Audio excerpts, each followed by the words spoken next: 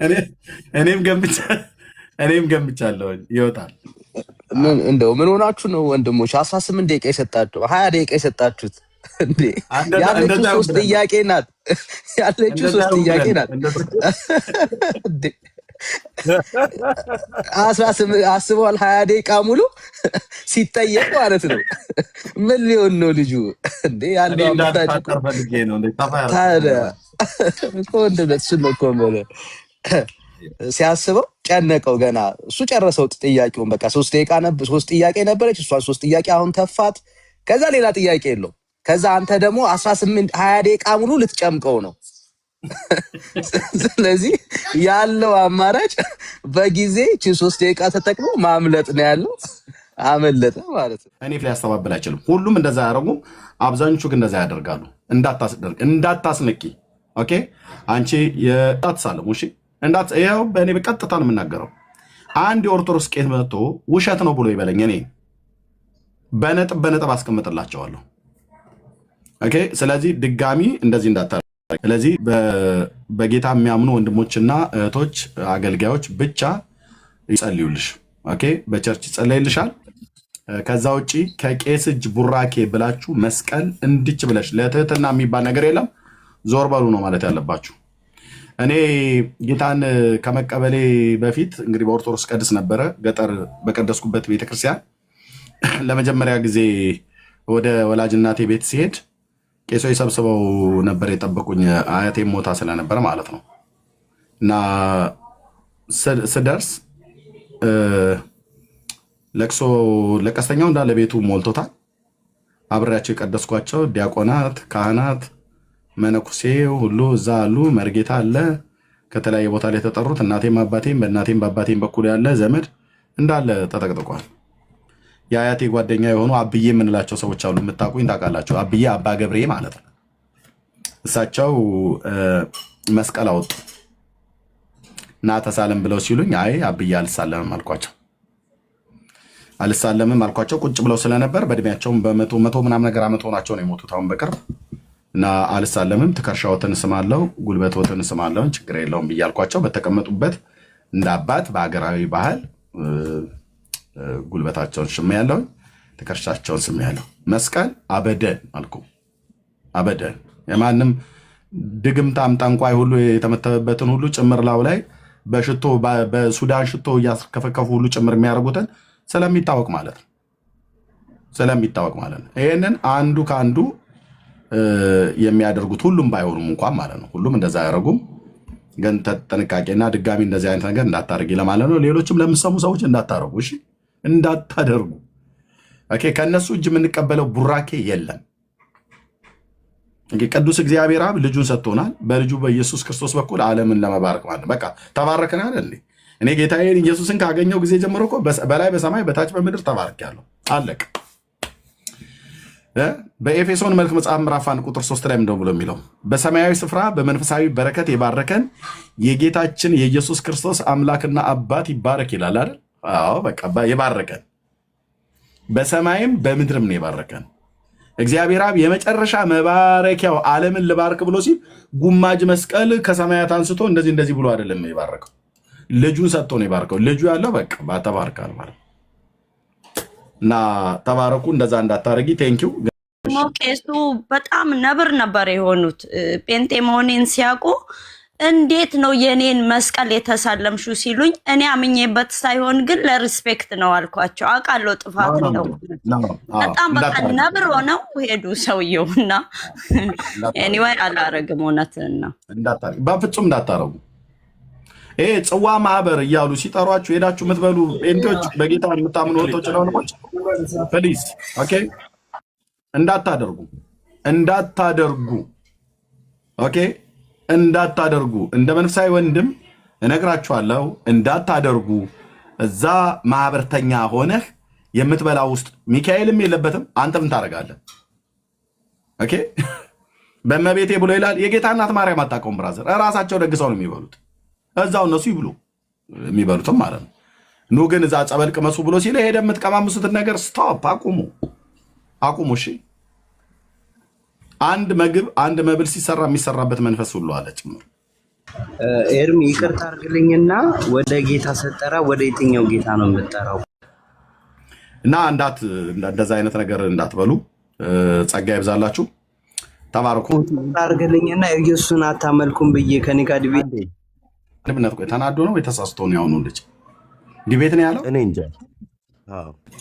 አሁን የተናገርካትን ቃል ተሳስተህ ነው ወይስ አምነህበት ነው? ዲቤት ትፈልጋለህ አይደል? ክርስቶስን አታመልኩትም ብሎ አምኜ ነው ወንድሜ። ዲቤት ከፈለግ ከአንተ ጋር መግባት ይችላል። ኦኬ በቃ ያው አሁን ወንድምነት ደቂቃ ያዝልን። ሌሎቻችሁ ማናችሁ ማይክ እንዳትከፍቱ እሺ።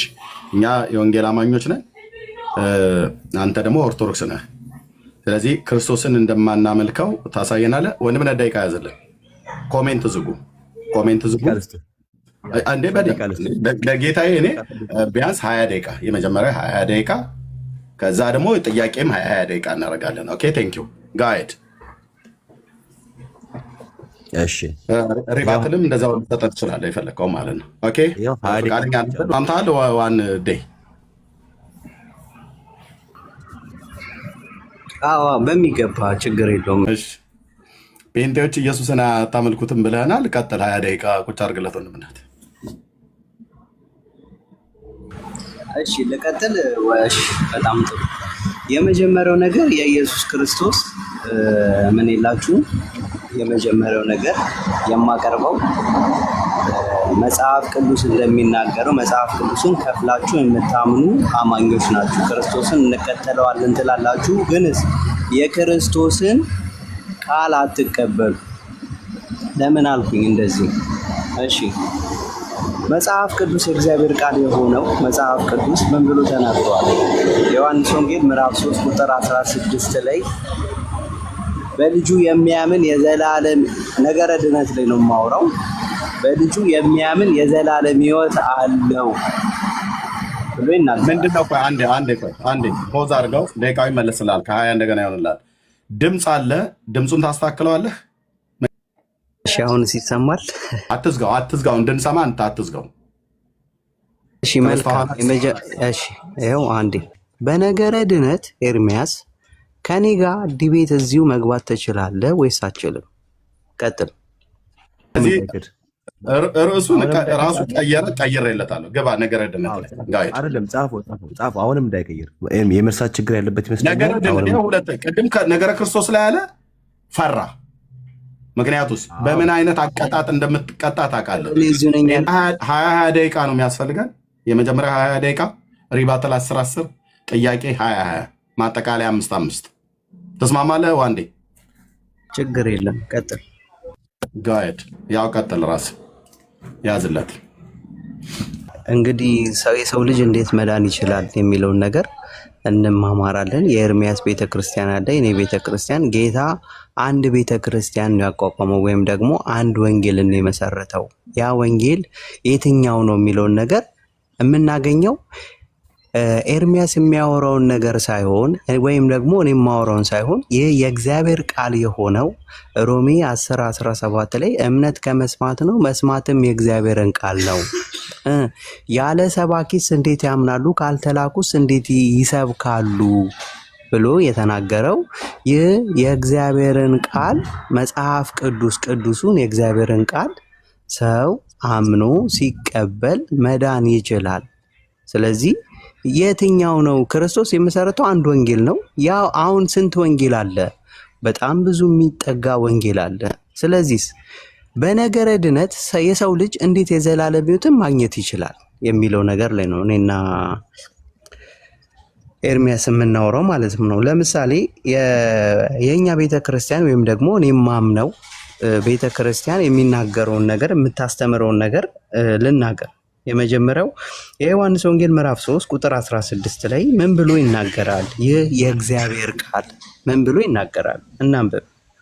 የዮሐንስ ወንጌል ምዕራፍ 3 እሺ፣ የዮሐንስ ወንጌል ምዕራፍ 3 የምናምነው ነው እያወራ ያለሁት። የሰው ልጅ እንዴት መዳን ይችላል የሚለውን ነገር የምናምነው ነገር እንቀጥል።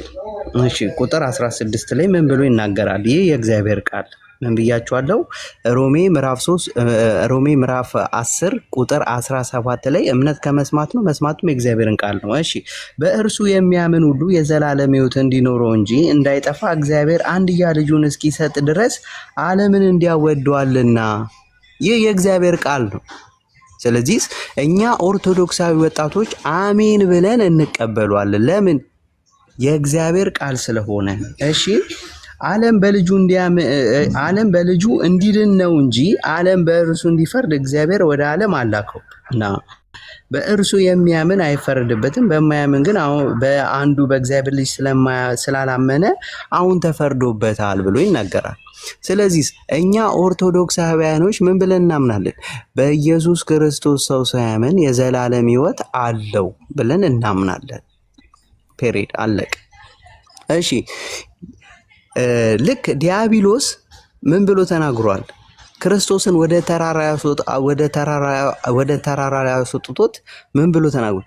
እስቲ አንተ የእግዚአብሔር ልጅ ነኝ ብለህ የምታምን ከሆነ ራስህን ወደ ታች ጣል፣ መላእክቶችም ይሰዱልሃል ተብሎ ተጽፏልና ብሎ ክርስቶስን ለምን ለፈተና ብሎ ከመጽሐፍ ቅዱስ ከቅዱሱ መጽሐፍ ቅዱስ ጠቅሶ እንደጠቀሰው የኛ ቤተክርስቲያን ጠቅሳ የዮሐንስ ወንጌል ምዕራፍ 3 ቁጥር 16 ላይ ያለውን ቃል ገንዴ ወይስ ምንድነው?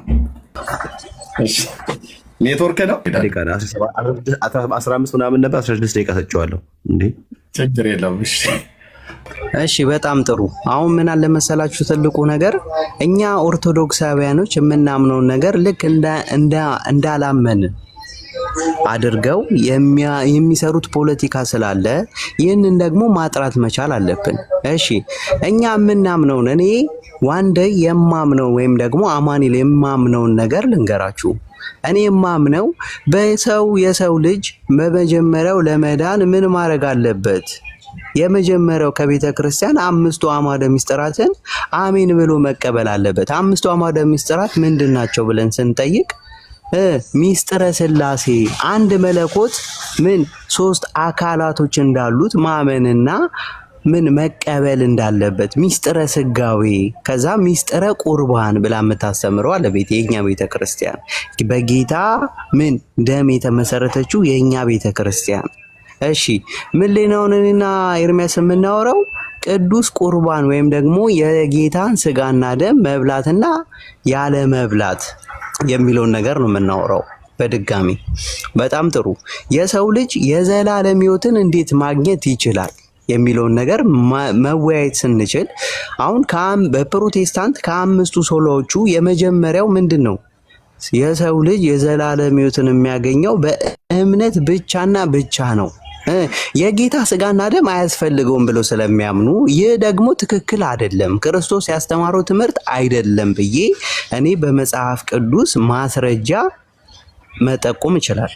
እሺ የሰው ልጅ የዘላለም ሕይወት ማግኘት እንዴት ይችላል የሚለውን ነገር ስናይ ይህ የእግዚአብሔር ቃል ሮሜ 10:17 ላይ እምነት ከመስማት ነው፣ መስማትም የእግዚአብሔርን ቃል ነው ብሎ እንደሚናገረው ክርስቶስ ያስተማረውን ወንጌል የሰው ልጅ አምኖ አሜን ብሎ ሲቀበል የዛ ጊዜ ድነቱን ማግኘት ይችላል ብለን ነው የምናምነው።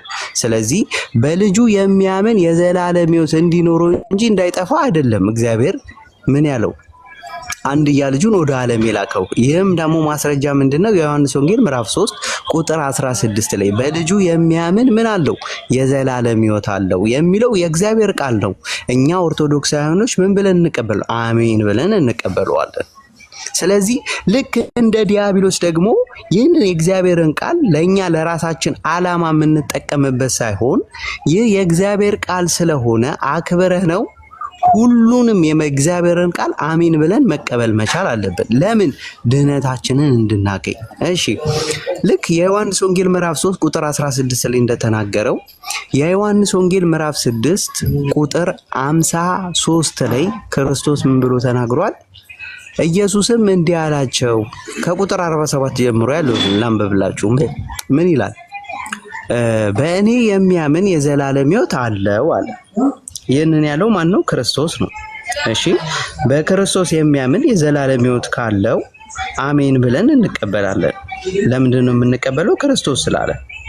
እሺ የዮሐንስ ወንጌል ምዕራፍ 6 ቁጥር ስንት ላይ 46 ላይ ያለውን ቃል አንብብላችሁ፣ ምክንያቱም የራሳቸውን ፖለቲካ ስለሚሰሩ ማለት ነው።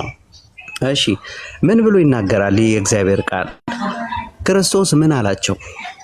ዮሐንስ ወንጌል ምዕራፍ 6 ቁጥር 47 ላይ እውነት እውነት እላችኋለሁ በእኔ የሚያምን የዘላለም ሕይወት አለው። ይህንን የዘላለም ሕይወት ለማግኘት መጀመሪያ በኢየሱስ ክርስቶስ ማመን መቻል አለብን። ቤተክርስቲያን ምን ብላ ታስተምራለች? በአምስቱ አዕማደ ምስጢራት ካላመነ ሰው መዳን አይችልም ወይም ደግሞ ኦርቶዶክስ መሆን አይችልም ብላ ታስተምራለች። አምስቱ አዕማደ ምስጢራት ምንድናቸው ብለን ስናይ ደግሞ ምስጢረ ሥላሴ፣ ምስጢረ ሥጋዌ። ምስጢረ ሥላሴ ምንድነው? አንድ መለኮት በሶስት አካላቶች አሉት። ሶስት ሲሆኑ አንድነት ያለው አንዱ እግዚአብሔር ሶስት ምን አለው? አካል አለው ብላ ቤተክርስቲያን በግልጽ ቋንቋ ታስተምራለች። እሺ ቤተክርስቲያን ደግሞ ምን ብላ ትናገራለች? ደግሞ ሁለተኛው ምስጢረ ሥጋዌ ክርስቶስ የዮሐንስ ወንጌል ምዕራፍ 1 ቁጥር 1 ላይ በመጀመሪያ ቃል ነበረ፣ ቃልም በእግዚአብሔር ዘንድ ነበረ፣ ቃልም እግዚአብሔር ነበረ ብላ ዮሐንስ እንደሚገልጸው ይህንን መለኮት ደግሞ በመጀመሪያ ቃል የነበረው ያ ቃልም ደግሞ ቁጥር 14 ላይ ምን ሆነ ይላል? ሥጋ ሆነ ብሎ ይናገራል። ያ ሥጋው ቃል ኢየሱስ ክርስቶስ የሰው ልጅ ምን ሆነ? ሥጋውንና የሰው ልጅ ሰው ሆነ። ፍጹም ሰው ፍጹም አምላክ ብለን የምናምነው የሥጋዌ ብለን የምንገልጸው ምስጢረ ሥጋዌ ብላ ቤተክርስቲያን ትገልጸዋለች። ሶስተኛው ደግሞ ምንድነው? ምስጢረ ቁርባን። እሺ ምስጢረ ቁርባን ማለት ምን ማለት ነው የሚለውን ነገር ደግሞ ከዚሁ ከእግዚአብሔር ቃል ቁጥር 47 ላይ የዮሐንስ ወንጌል ምዕራፍ 6 ቁጥር 47 ላይ ምን አለ ክርስቶስ? እውነት እውነት እላችኋለሁ በእኔ የሚያምን የዘላለም ሕይወት አለው። ይህንን የዘላለም ሕይወት ለማግኘት በመጀመሪያ ምን ማድረግ አለበት? አንድ ሙስሊም መጥቶ መጀመሪያ ለመዳን ምን ማድረግ አለበት ብሎ ሲናገር ምን ማድረግ አለበት? በልጁ ማመን መቻል አለበት። ቴንኪዩ በልጁ። ይህንን ደግሞ የምናሳየው ዮሐንስ ወንጌል ምዕራፍ 6 ቁጥር 47 ላይ ይህንን የሚናገረው ክርስቶስ ነው። አሜን ብለን የኛ ቤተክርስቲያን እንቀበለዋለን። እሺ ቁጥር 47 ላይ ምን ይላል? የሕይወት እንጀራ እኔ ነኝ። እሺ አባቶቻችሁ 48 ላይ የሕይወት እንጀራ እኔ ነኝ አለ ጌታ። እሺ አባቶቻችሁ በምድረ በዳ መና በሉ ሞቱ። ሰው ከእርሱ በልቶ እንዳይሞት ከሰማይ እሺ አሁን የወረደው እንጀራ ይህ ነው።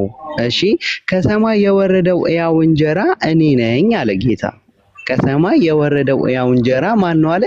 እኔ ነኝ አለ። ስለዚህ ይህንን የእግዚአብሔርን ቃል አሜን ለኛ ነው። ታፍኗል። ድምፅህን አውቀህ ነው ያሸሻው? አይ አሁን አይሰማም። ኤርሚ እንትን አታብዛል። እሺ ከቁጥር 51 ጀምሮ የዮሐንስ ወንጌል ምዕራፍ 6 ቁጥር 51 ጀምሮ ከሰማይ የወረደው ሕያው እንጀራ ማንኛ ለጌታ እኔ ነኝ አለ። እሺ ሰው ከዚህ እንጀራ ቢበላ ለዘላለም ይኖራል። ለምን ይኖራል አለ ጌታ? ለዘላለም ይኖራል። ከምን እንጀራ ቢበላ? ከዚህ እንጀራ አለ። እሺ እኔም ስለ ዓለም ስለማን ነው የምሰጠው አለ ክርስቶስ።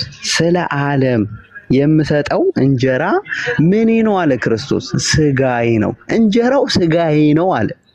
አይ ጌታ ሥጋ ካደለም እያልን እየተቃወምን ነው። እንግዲህ ክርስቶስን እንከተላለን እያልን ግን የክርስቶስን ቃል እየተቃወምን ያለ ነው። በደንብ አድርጋችሁ አስተውሉ። እሺ እንቀጥል። ይህ የእግዚአብሔር ቃል ሮሜ ምዕራፍ 10 ቁጥር 47 ላይ 17 ላይ ምን ብሎ ይናገራል? እምነት ከመስማት ነው፣ መስማትም የእግዚአብሔርን ቃል ነው። እዚህ ጋር ያላችሁ ፕሮቴስታንቶች በጠቅላላ እንድትሰሙ የምፈልገው ነገር ስለ ሃይማኖት ሳይሆን ይህ ስለ እግዚአብሔር ቃል ነው እያወራን ያለ ነው። እጃችሁ ላይ ስላለው መጽሐፍ ቅዱስ ነው። እሺ እንግዲያስ አይሁድ ይህንን ሰው ሥጋ ልንበላ ይሰጠን ዘንድ እንዴት ይቻላል ብለው እርስ በርሳቸው ተከራከሩ። ይህ ሕይወትን የሚሰጠው ክርስቶስ የሚናገረውን ቃል ምን አላሉትም? የሰውን ልጅ ሥጋ እንዴት ልንበላና ልንጠጣ እንዴት እንችላለን ብለው አይሁዶች ምን አደረጉ? ተቃወሙ። ማንን? ክርስቶስን። እሺ የዘመኑ አይሁዶች እነማን ናቸው ስንል ደግሞ ፕሮቴስታንቶች ናቸው። ለምን ብንል ይህንን የጌታ ቃል ስላላመኑ ማለት ነው። እሺ እንቀጥል። ቁጥር 53 ላይ ምን ይላል? ስለዚህ ኢየሱስ እንዲህ አላቸው፣ እሱ አምላክ ስለሆነ የልባቸውን ስለሚያውቅ ምን አላቸው? ክርስቶስ እውነት እውነት እላችኋለሁ የሰው ልጅ ሥጋ ካልበላችሁ ደሙንም ካልጠጣችሁ በራሳችሁ ሕይወት የላችሁም ማለት። ይህንን ያለው ማን ነው? ስግው ቃል ኢየሱስ ክርስቶስ ፍጹም ሰው ፍጹም አምላክ ብለን የምንጠራው ትንቢተ ኢሳይያስ ላይ ምዕራፍ 53 ከቁጥር 1 ላይ የእግዚአብሔር ክንድ የተባለው ስለ እኛ መከራችንን የተቀበለው ኢየሱስ ክርስቶስ የተናገረው ቃል ነው። እኛ ኦርቶዶክሳውያኖች ምን ብለን እንቀበለዋለን? አሜን ብለን እንቀበለዋለን። የማንን? የእግዚአብሔርን ቃል። ምን አለ ጌታ? ቁጥር 53 ላይ ስለዚህም ኢየሱስ እንዲህ አላቸው። ለምን አላቸው? የሚናገረውን ቃል ስላልተቀበሉና ስላላመኑ። ስለዚህ ኢየሱስ ክርስቶስን የእግዚአብሔር ልጅ እንደሆነ ቢያምኑ ኖሮ ምን ያደርጉትም ነበረ? ባልሰቀሉትና እንደዚሁ ደግሞ ኢሳይያስ አስቀድሞ ባልነገረን ነበረ። ትንቢተ ኢሳይያስ ምዕራፍ 53 ከቁጥር 1 ጀምሮ ስታነቡት የእግዚአብሔር ክንድ ለማን ተገልጿል? የሰማነውን ነገር ማን አምኗል? በእርሱ ቁስል ዓርብ ዕለት የተሰቃየው ክርስቶስ ያ ዓይንን የሚያበራ ክርስቶስ ዓይኑን አስረው ምን ብለውታል? እስኪ የመታክ ማን ነው እያሉ ተሳልቀውበታል ክርስቶስ ላይ። በባህር ላይ የሚራመድ ክርስቶስ ምን ብለውታል? እጅና እግሩን አስረው በሚስማር ምን ብለውታል?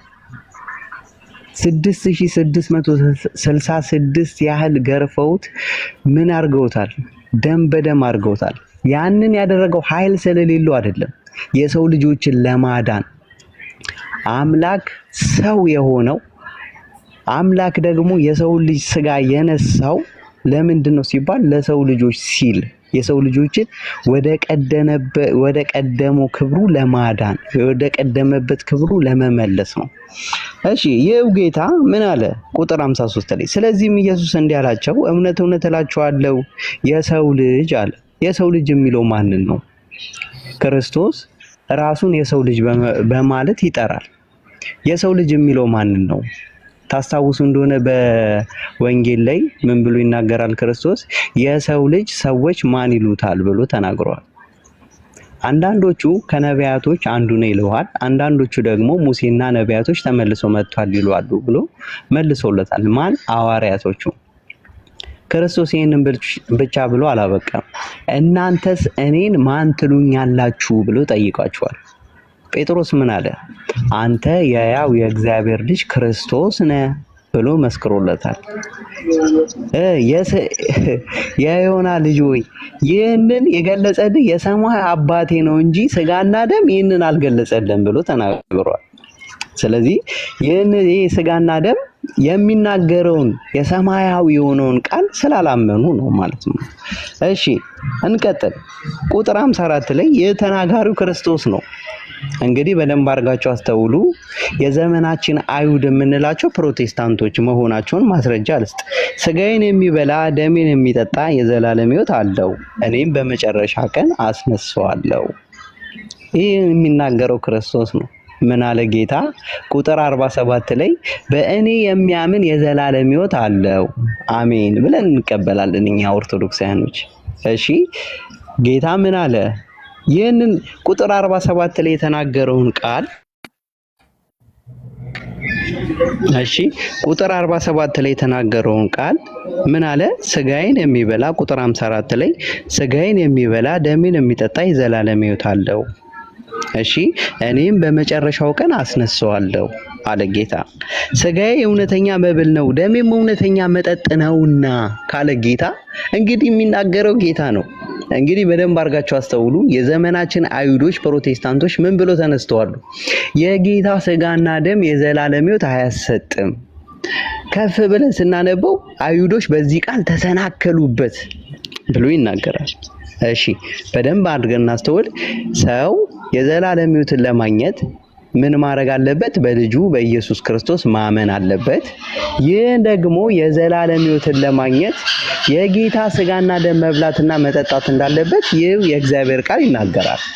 ይህ የእግዚአብሔር ቃል ብቻ ሳይሆን የክርስቶስ ቃል ብቻ ሳይሆን ሐዋርያው ቅዱስ ጳውሎስ ደግሞ ምን ብሎ ተናግሯል? ሮሜ ምዕራፍ 2 በደንብ አድርጋችሁ አስተውሉ። ይህ የእግዚአብሔር ክርስቶስን እንከተላለን የምትሉ ሰዎች በጠቅላላ ሮሜ ምዕራፍ 2 ቁጥር 7 ላይ ምን አለ? በበጎ ስራ በመጽናት ምስጋናንና ክብርንም የማይጠፋ የሚጠፋ አይደለም ያለው ሐዋርያው ቅዱስ ጳውሎስ ምን አለ?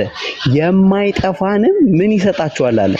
የዘላለም ሕይወት ይሰጣችኋል ካለ ይህ የእግዚአብሔር ቃል እስከሆነ ድረስ መጽሐፍ ቅዱስ የተጻፈው የእግዚአብሔር ቃል ነው ብሎ የሚያምን በጠቅላላ የሰው የዘላለም ሕይወት ለማግኘት ምን ማድረግ አለበት ብሎ አንድ ሙስሊም ወደኛ ቢመጣ ወደ ቅድስት ቤተክርስቲያን ቢመጣ የሐዋርያት ሥራ ምዕራፍ 20 ቁጥር 28 ላይ በገዛ ደሙ የዋጃት የእግዚአብሔርን ቤተክርስቲያን ተጠብቋት ዘንድ መንፈስ ቅዱስ እናንተን ጳጳሳት አድርጎ ለሾመባት ለመንጋውና ለራሳችሁ ተጠበቁ የተባለችው ኦርቶዶክስ ቤተክርስቲያን ቢመጣ ቤተክርስቲያን የምታስተምሩ የእግዚአብሔርን ቃል ጠቅሳ ነው ማለት ነው። እሺ የሐዋርያው ቅዱስ ጳውሎስም የጌታንም ቃል ምን ብላ ያንን የአንዱ መንፈስ ቅዱስ ስለሆነ የተጻፈው ያንን ቃል ይዛ ሰው የዘላለም ሕይወት የሚያገኘው በመጀመሪያ በኢየሱስ ክርስቶስ በልጁ በኢየሱስ ክርስቶስ አምኖ እሺ ስጋውና ደሙን በልቶ ጠጥቶ ምን እስከሚሞት ድረስ ምን በማድረግ በበጎ ስራ መጽናት እንዳለበት ጠቅሳ ታስተምራለች። ይህንን ደግሞ ዮሐንስ ደግሞ በመልእክቱ ምን ብሎ ተናግሯል? አንደኛ ዮሐንስ መጽሐፍ ቅዱስ ልጥቀስ። አንደኛ ዮሐንስ ምዕራፍ 3 ከቁጥር 1 ጀምሮ ስናነበው ምን ብሎ ይናገራል? የእግዚአብሔር ልጅ ተብለን ልንጠራ አብ እንዴት ያለውን ፍቅር እንደሰጠን እዩ። እሺ ልክ ሲደረግ ልጀምር። ለሱ ደቂቃ ሳይደረግለት ተናገረ እንዳይባል አስቀምጣው። እሺ ቴንኪው ተባረኩ። እግዚአብሔር አምላክ ይባረክ። ወንድማችን እንግዲህ ከኦርቶዶክስ እምነት ተከታይ ነው። ተዘጋጅቶ ነው የመጣው። ዲቤት ላድርግ ብሎ አለኝ። እኔ እንኳን ትንሽ በስጋ ደክሞኝ ነበር፣ ለመተኛ ታስቤ ነበረ። ግን ከመጣ ደግሞ እንደዚህ አይነቱን እድል ሊያመልጠኝ አይገባም። ራሱ ፎክሮ ምን አለ መጀመሪያው መግቢያ ላይ ችግር የለውም እቀጥላለሁ። መግቢያው ላይ ምን አለን? እንግዲህ እሱም የተናገረውን ሰምታችኋል። እኔም እቀጥላለሁ ማለት ነው። ቴንኪው። እኔ 20 ደቂቃ አልኩት። ቴዲ ለእኔ ነው። እግዚአብሔር ይባረክ። እሺ መጽሐፍ ቅዱሳችን የእግዚአብሔር ቃል እኛ የኢትዮጵያ የወንጌል አማኞች የሆንን ኢትዮጵያን ብቻ ሳይሆን ኤርትራውያን ብቻ ሳይሆኑ በመላው ዓለም ያለን ኢቫንጀሊካል ወንጌላውያን አማኞች ነገረ ድነት ትምህርታችን መጽሐፍ ቅዱሳዊ ነው አይደለም ብሎ ለሚል ሰው ቢጠይቅ እኛን ከጠይቀን አዎ ነው፣ መጽሐፍ ቅዱሳዊ ነው።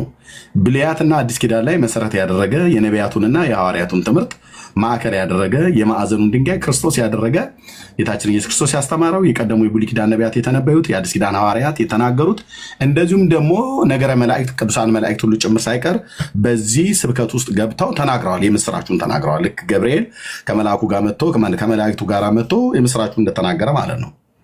ነጥሎ ጠቁሞ መልአኩ ለሕዝብ ሁሉ የሚሆን ታላቅ የምስራችን ነግራችኋለን። ዛሬ በዳዊት ከተማ መድኃኒት ክርስቶስ ጌታ የሆነ ተወልዶላችኋልና አትፍሩ ብሎ ለሰው ልጅ በሙሉ የምስራቹን ቃል በብርሃናዊ መልአክ በገብርኤል በኩል ተሰብኳል ማለት ነው። ያንን ስብከት ብቸኛ በዚህ ፕላኔት ላይ ብቸኛ በመልአኩ በኩል የተሰበከውን በቀደሙት የብሉይ ኪዳን ነቢያት የተተነበየውን በአዲስ ኪዳን ሐዋርያት የተሰበከውን በጌታችን በኢየሱስ ክርስቶስም የተነገረውን የምስራቹን ቃል ብቸኛ እዚህ ፕላኔት ላይ ሌሎችን ኦፌንድ ለማድረግ አይደለም፣ ብቸኛ ንጹሕን ወንጌል አስቀጥሎ እየቀጠለ ያለው የኛ የወንጌል አማኞች ቤተክርስቲያን ነው። የሰው አርቲ ቡርቲ ተረታ ተረት ትምህርት ያልተጨመረበት እንትናም ታድናለች እንትናም ያድናል ተብሎ የማይባል የምስራቹ መድኃኒት ክርስቶስ ጌታ የሆነ ተወልዶላችኋልና የምስራች አትፍሩ ብሎ መልአኩ የነገረንን ስብከት እንደዚሁም ነቢያት የተነበዩትን ትንቢት እንደዚሁም አዲስ ኪዳን ሐዋርያት የሰበኩትን ጥንፍፍ ባለመልኩ ለዓለም ምንሰብክ ሰብከንም እግዚአብሔር በሰጠን ጸጋ ሰዎች ወደ እግዚአብሔር መንግስት እየተጨመሩ ስላሉ በዚህ ፕራውድ እናደርጋለን፣ በወንጌል አማኝነታችን ማለት ነው። ለእግዚአብሔር ክብር ይሁን። ምንድነው ያሉት የብሉይ ኪዳን ነቢያት? ነቢዩ ኢሳያስ በምዕራፍ 11 ላይ ሲናገር የቆመውን የእሴይን ስር አሕዛብ ይፈልጉታል፣ ማረፊያውም የተከበረ ይሆናል ይላል። የቆመውን የእሴይን ስር ነው አሕዛብ ይፈልጉታል የተባለው። ይህ አሕዛብ ይፈልጉታል የተባለው የእሴይ ስር የዳዊት ቁጥቋጥ የሆነው መሺያውን ማለት ነው፣ ልጁን ማለት ነው። የዳዊትን ልጅ የእግዚአብሔርን ልጅ እግዚአብሔር ከእስራኤል ነገድ ከነገደ ይሁዳ እንደሚወለድ መሲሁን እንደሚያመጣ አሕዛብንም እንደዚሁም አይሁድን ሙሉ ጭምር ሊያድን የሚችል እግዚአብሔር ከዳዊት ቤት የመዳንን ቀንድ ሊያስነሳ እንደሚችል መጽሐፍ ቅዱሳችን በደንብ አድርጎ ለእስራኤላውያኑ ይናገር ነበር። ትንቢትም ደግሞ ሲናገር ዘካርያስ የተባለው የመጥምቁ ዮሐንስ አባት ታስታውሳላችሁ። በሉቃስ ወንጌል መጽሐፍ ላይ የእስራኤል ጌታ አምላክ ይባረክ ጎብኝቶ ለሕዝቡ ቤዛ አድርጓልና ይላል። ከጥንት ጀምሮ በነበሩት በቅዱሳን ነቢያት አፍ እንደተናገረ በብላቴናው በዳዊት ቤት ልብ በሉ፣ አየ ነጥሎ ነው። በብላቴናው በዳዊት ቤት የመዳንን ቀንድ አስነስተዋል። ማዳኑም ከወደረኞቻችንና ከሚጠሉን ልጅ ነው ይላል። እግዚአብሔር የመዳንን ቀንድ ያስነሳው ከማን ነው? ከዳዊት ቤት ብቻ ነው። ከወይዘሮ አቦዘነች፣ ከአቶ ዘርጋው፣ ከወይዘሮ አሰለፈች ቤት የተነሳ የመዳን ቀንድ የሆነች የደህንነት ሚዩት አድርግ እንዳትገባቸው እንባለም ደቂቃውን ያስቀምጥልህ እያልኩ ነው። ሚዩት አድርግ፣ ያው ተቀምጧል። ሚዩት አድርግ ስላላየኸው ነው። ብሩኬ ጋር ከአንተ በላይ ያለው ብሩክ ጋር 15 ደቂቃ ደርሷል። ሚዩት አድርግ ብራዘር። ኦኬ። ስለዚህ ከዳዊት ቤት ነው የመዳንን ቀንድ ያስቀመጠው ማለት ነው። ስለዚህ እኛ ጴንጤዎች ከዳዊት ቤት የሆነውን ነቢያት የተናገሩለትን የመዳንን ቀንድ የዳዊት ልጅ የሆነውን ብላቴናውን ኢየሱስን እናምነዋለን። በደንብ ነው የምናምነው፣ በደንብ ነው የምንከተለው፣ በደንብ ነው የምንሰብከው። እንደኛ እንደውም እነሱ አይሰብኩም። ኦኬ። ስለዚህ ነቢያት ብሉይ ኪዳን ነቢያት የተናገሩለት የብሉይ ኪዳን ነቢያት እያንዳንዳቸው ሕዝቅኤልም ዳንኤልም የብሉይ ኪዳን ነቢያት በሙሉ ኢሳያስም በሙሉ የቆመውን የእሴይን ስር አሕዛብ እንደሚፈልጉት ማረፊያውም የተከበረ እንዲሆን በ42ኛው ምዕራፍ ላይ ኢሳያስ ሲናገር አሕዛብ በስሙ ተስፋ ያደርጋሉ ይላል። ልክ ነው። ይህንን ከእሴይ ቤት የሚወጣውን ከዳዊት ቁጥቋጥ የሚወጣውን የዳዊትን ልጅ የእግዚአብሔር ልጅ ኢየሱስ ክርስቶስን ለሚያምን ሁሉ በስሙ ለሚያምኑ የኃጢአታቸውን ይቅርታ እንደሚያገኙ በስሙ አሕዛብ ተስፋ እንደሚያደርጉ በስሙ ያመኑ ሁሉ እንደሚድኑ ወደሱ የተጠጉ ሁሉ እንደማይጠፉ የተናገረውን ኢሳያስ የተናገረውን ይህንን ትንቢት ላነብላችሁ ይገባል። እስኪ ቶሎ ጊዜን ለመጠቀም ማለት ነው። በቃልም ብናገር ሪከርድ ስለምታደርጉት ሂዱና ማየት ትችላላችሁ። እንደዚህ ይላል። እነሆ ደግፌ ያስኩት ባሪያዬ ነፍሴ ደስ የተሰኘችበት ምርጤ፣ በእርሱ ላይ መንፈሴን አደርጋለሁ፣ እርሱም ለአሕዛብ ፍርድን ያወጣል። አይጮም፣ ቃሉንም አያነሳም፣ ድምፁንም በሜዳ አያሰማም። የተቀጠቀጠን ሸምበቆ አይሰብርም፣ የሚጤስን ክር አያጠፋም። በእውነት ፍርድን ያወጣል፣ በምድርም ፍርድና ጽድቅን እስኪያደርግ ይበራል እንጂ አይጠፋም። አሕዛብ በስሙ ይታመናሉ ይላል። ይህንን ባሪያዬን ብሎ ያለው ይሄ ቀጥታ ለመሲሁ የተነገረ ቃል ነው። አሕዛብ በስሙ ምን ይላሉ? ይታመናሉ። በስሙ በመታመናቸውስ ምን ይሆንላቸዋል? የዘላለም ድኅነት ነው። ስለዚህ የብሉይ ኪዳን ነቢያት ኢሳያስም፣ ኤርምያስም፣ ሕዝቅኤልም የብሉይ ኪዳን ዳዊትም የተባሉት ነቢያት በእግዚአብሔር በሙሉ የተናገሩት የመዳን ቀንድ የሆነው ከዳዊት ቤት የተነሳውን የዳዊትን ልጅ ኢየሱስ ክርስቶስን የምንሰብክ እኛ ነን። ኦኬ። የአዲስ ኪዳን ሐዋርያት ይህንኑ በብሉይ ኪዳን ነቢያት የተነገረውን መልእክት ነው ያስቀጠሉት። የአዲስ ኪዳን ሐዋርያት ይህንኑ እውነትን ያስከተሉት። የአዲስ ኪዳን ሐዋርያት መዳን በማን ነው ብለው ነው የጻፉት? ጴጥሮስም ጳውሎስም ጸሐፍት የተባሉ ሐዋርያት ቅዱስ ጳውሎስም፣ እንደዚሁም ደግሞ ጸሐፍት ያልተባሉ ከሐዋርያቱ እንኳን ተርታ የማይመደቡ ግን ጸሐፍት የተባሉት ማርቆስም በወንጌሉ ላይ፣ ሉቃስም በወንጌሉ ላይ የጻፈው ማለት ነው። ከቃሉ አገልጋዮች ሰምተው ስለጻፉ እነሱ ከዋናዎቹ ባይመደቡም ቅሉ እነ ጴጥሮስና እነ ዮሐንስ እነ ጳውሎስ ግን ምን ብለው ነው የጻፉት? መዳንን በተመለከተ መዳን በሌላ በማንም የለም ብለው ልክ እዛ ብሉይ ኪዳን ላይ ከዳዊት ቤት ከወጣው ከእሴይ ቁጥቋጦ ከዛ ከደህንነት ቀንድ ከሆነው ከኢየሱስ ክርስቶስ ውጭ ሌላ መዳን እንደሌለ ቅዱስ ጴጥሮስ አጽኖ ሰጥቶ ተናግሯል ማለት ነው። ምን ብሎ? መዳን በሌላ በማንም የለም ብሎ። ኦኬ። ታዲያስ ከሰማይ በታች የተሰጠ ለሰው ልጆች የሆነ ስም ሌላ ስም የለም ማለት። ይሄ ስም ማን ነው? ኢየሱስ ነው። ኢየሱስን ሰው ምን ሲለው ነው የሚያምነው? በእምነት ሲያምነው ነው ይለናል። መዳን በእምነት በእግዚአብሔር ኃይል ለተጠበቃችሁ ለእናንተ በሰማይ ቀርቶላችኋል ብሎ ጴጥሮስ በመልእክቱ ይናገራል። ቅዱስ ጳውሎስም ይህንኑ ነው ያለው። ጽድቅ፣ ድነት፣ የዘላለም ሕይወት፣ የዘላለም ተስፋ በክርስቶስ ኢየሱስ እንዳለ ሲናገር ቅዱስ ጳውሎስ እንደውም ሌሎቹ በጣም ብዙ የሚሰብኩ በነበሩበት ሰዓት ላይ አንዳንዶቹ ለወገን ይጠቅማል ብሎ የሚለውን በሚሰብኩበት ሰዓት ላይ እንዲህ አለ። አይሁድ ምልክትን የግሪክ ሰዎች ጥበብን ይሻሉ፣ እኛ ግን የተሰቀለውን ክርስቶስን እንሰብካለን አለ። ለማ ለሰው ዘር በሙሉ ለአይሁድ ለአሕዛብ በሙሉ የተሰቀለው ክርስቶስ ነው የሚሰበከው። ኦኬ የተሰቀለው ክርስቶስ ነው መሰበክ ያለበትም ሰው ሚድነው ስለሱ ሲሰማ ነው ማለት ነው። ስለዚህ ቅዱስ ጳውሎስ የተሰቀለውን ክርስቶስ እንሰብካለን አለ። ጽድቅ በሱ በኩል ነው፣ ድነት በሱ በኩል ነው፣ የዘላለም ተስፋ በሱ በኩል ነው፣ የኃጢአት ስርየት በሱ በኩል ነው ብሎ ቅዱስ ጳውሎስ በ13 ነው በ14ቱ መልእክታት ጥንፍፍ አድርጎ የሰበከን እኛውን በወንጌላውያን አማኞች የምንሰብከውን የሐዋርያቱ ትምህርትን ነው እሱ የሰበከውን እኛ የምንሰብከው።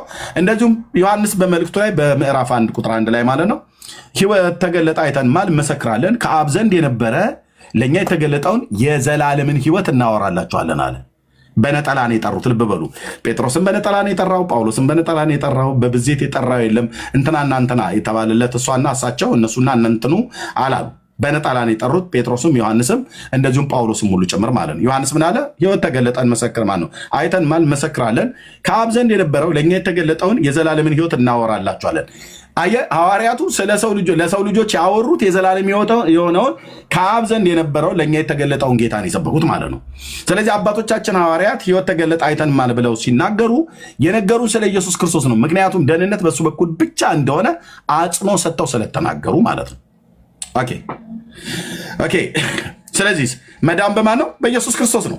ስለዚህ ወንጌላውያን አማኞች ትምህርታችን በብሉይ ኪዳን ነቢያት ሲፈተሽ ራይት ነው። በአዲስ ኪዳን ሐዋርያ ሲፈተሽ ራይት ነው። መላእክት በሰበኩት ሲፈተሽ ራይት ነው። ቲክ ነው የምታደርገው፣ አንድም ኤክስ አታደርግም።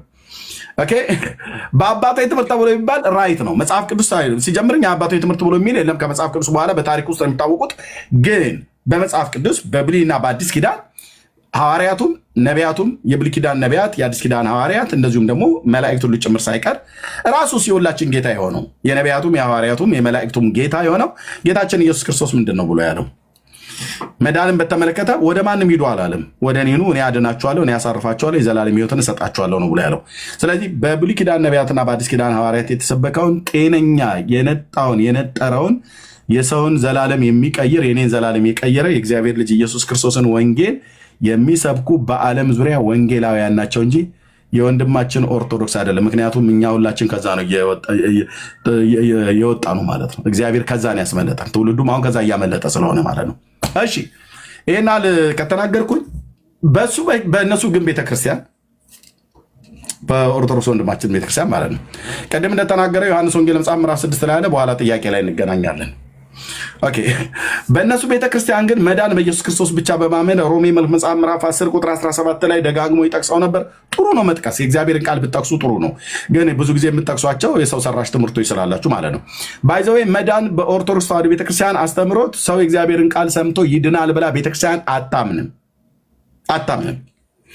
ታምናለች ብለው ካሉ ለማንም ሰው ቃል እግዚአብሔርን ስብከተ ወንጌልን አታሰማም። የለም በታሪኳ ውስጥ የለም። ሰው እንዲድን የወንጌልን ስብከት አይሰብኩም። ያሉትም ራሱ ተሰብከውም አይደለም ወደ ኦርቶዶክስነት የተጨመሩት በስጋ ተዋልደው እንጂ። ኦኬ ኦርቶዶክስ በስብከት አልተባዛችም፣ በስጋ መዋለር የተባዛችው። ይሄ ደግሞ በታሪክ ውስጥ ማየት እንችላለን። ደቡብ ኢትዮጵያንም ምዕራብ ኢትዮጵያንም ሌላውንም አካባቢ ላይ የወንጌል ስብከት እኮ ገና ያልደረሰበት አንድ መዓት ነገር ነው ያለው። እሺ በኢትዮጵያ ኦርቶዶክስ ታሪክ ታዲያ በመጽሐፍ ቅዱስ ብቻ ነው ነገረ ድነት አይደለም። ነገረ ድነት ትምህርቷ ኦርቶዶክስ እኛን የወንጌላውያን አማኞች አሁን እሱ ቅድም ደጋግሞ ሲናገር ነበር አይደል?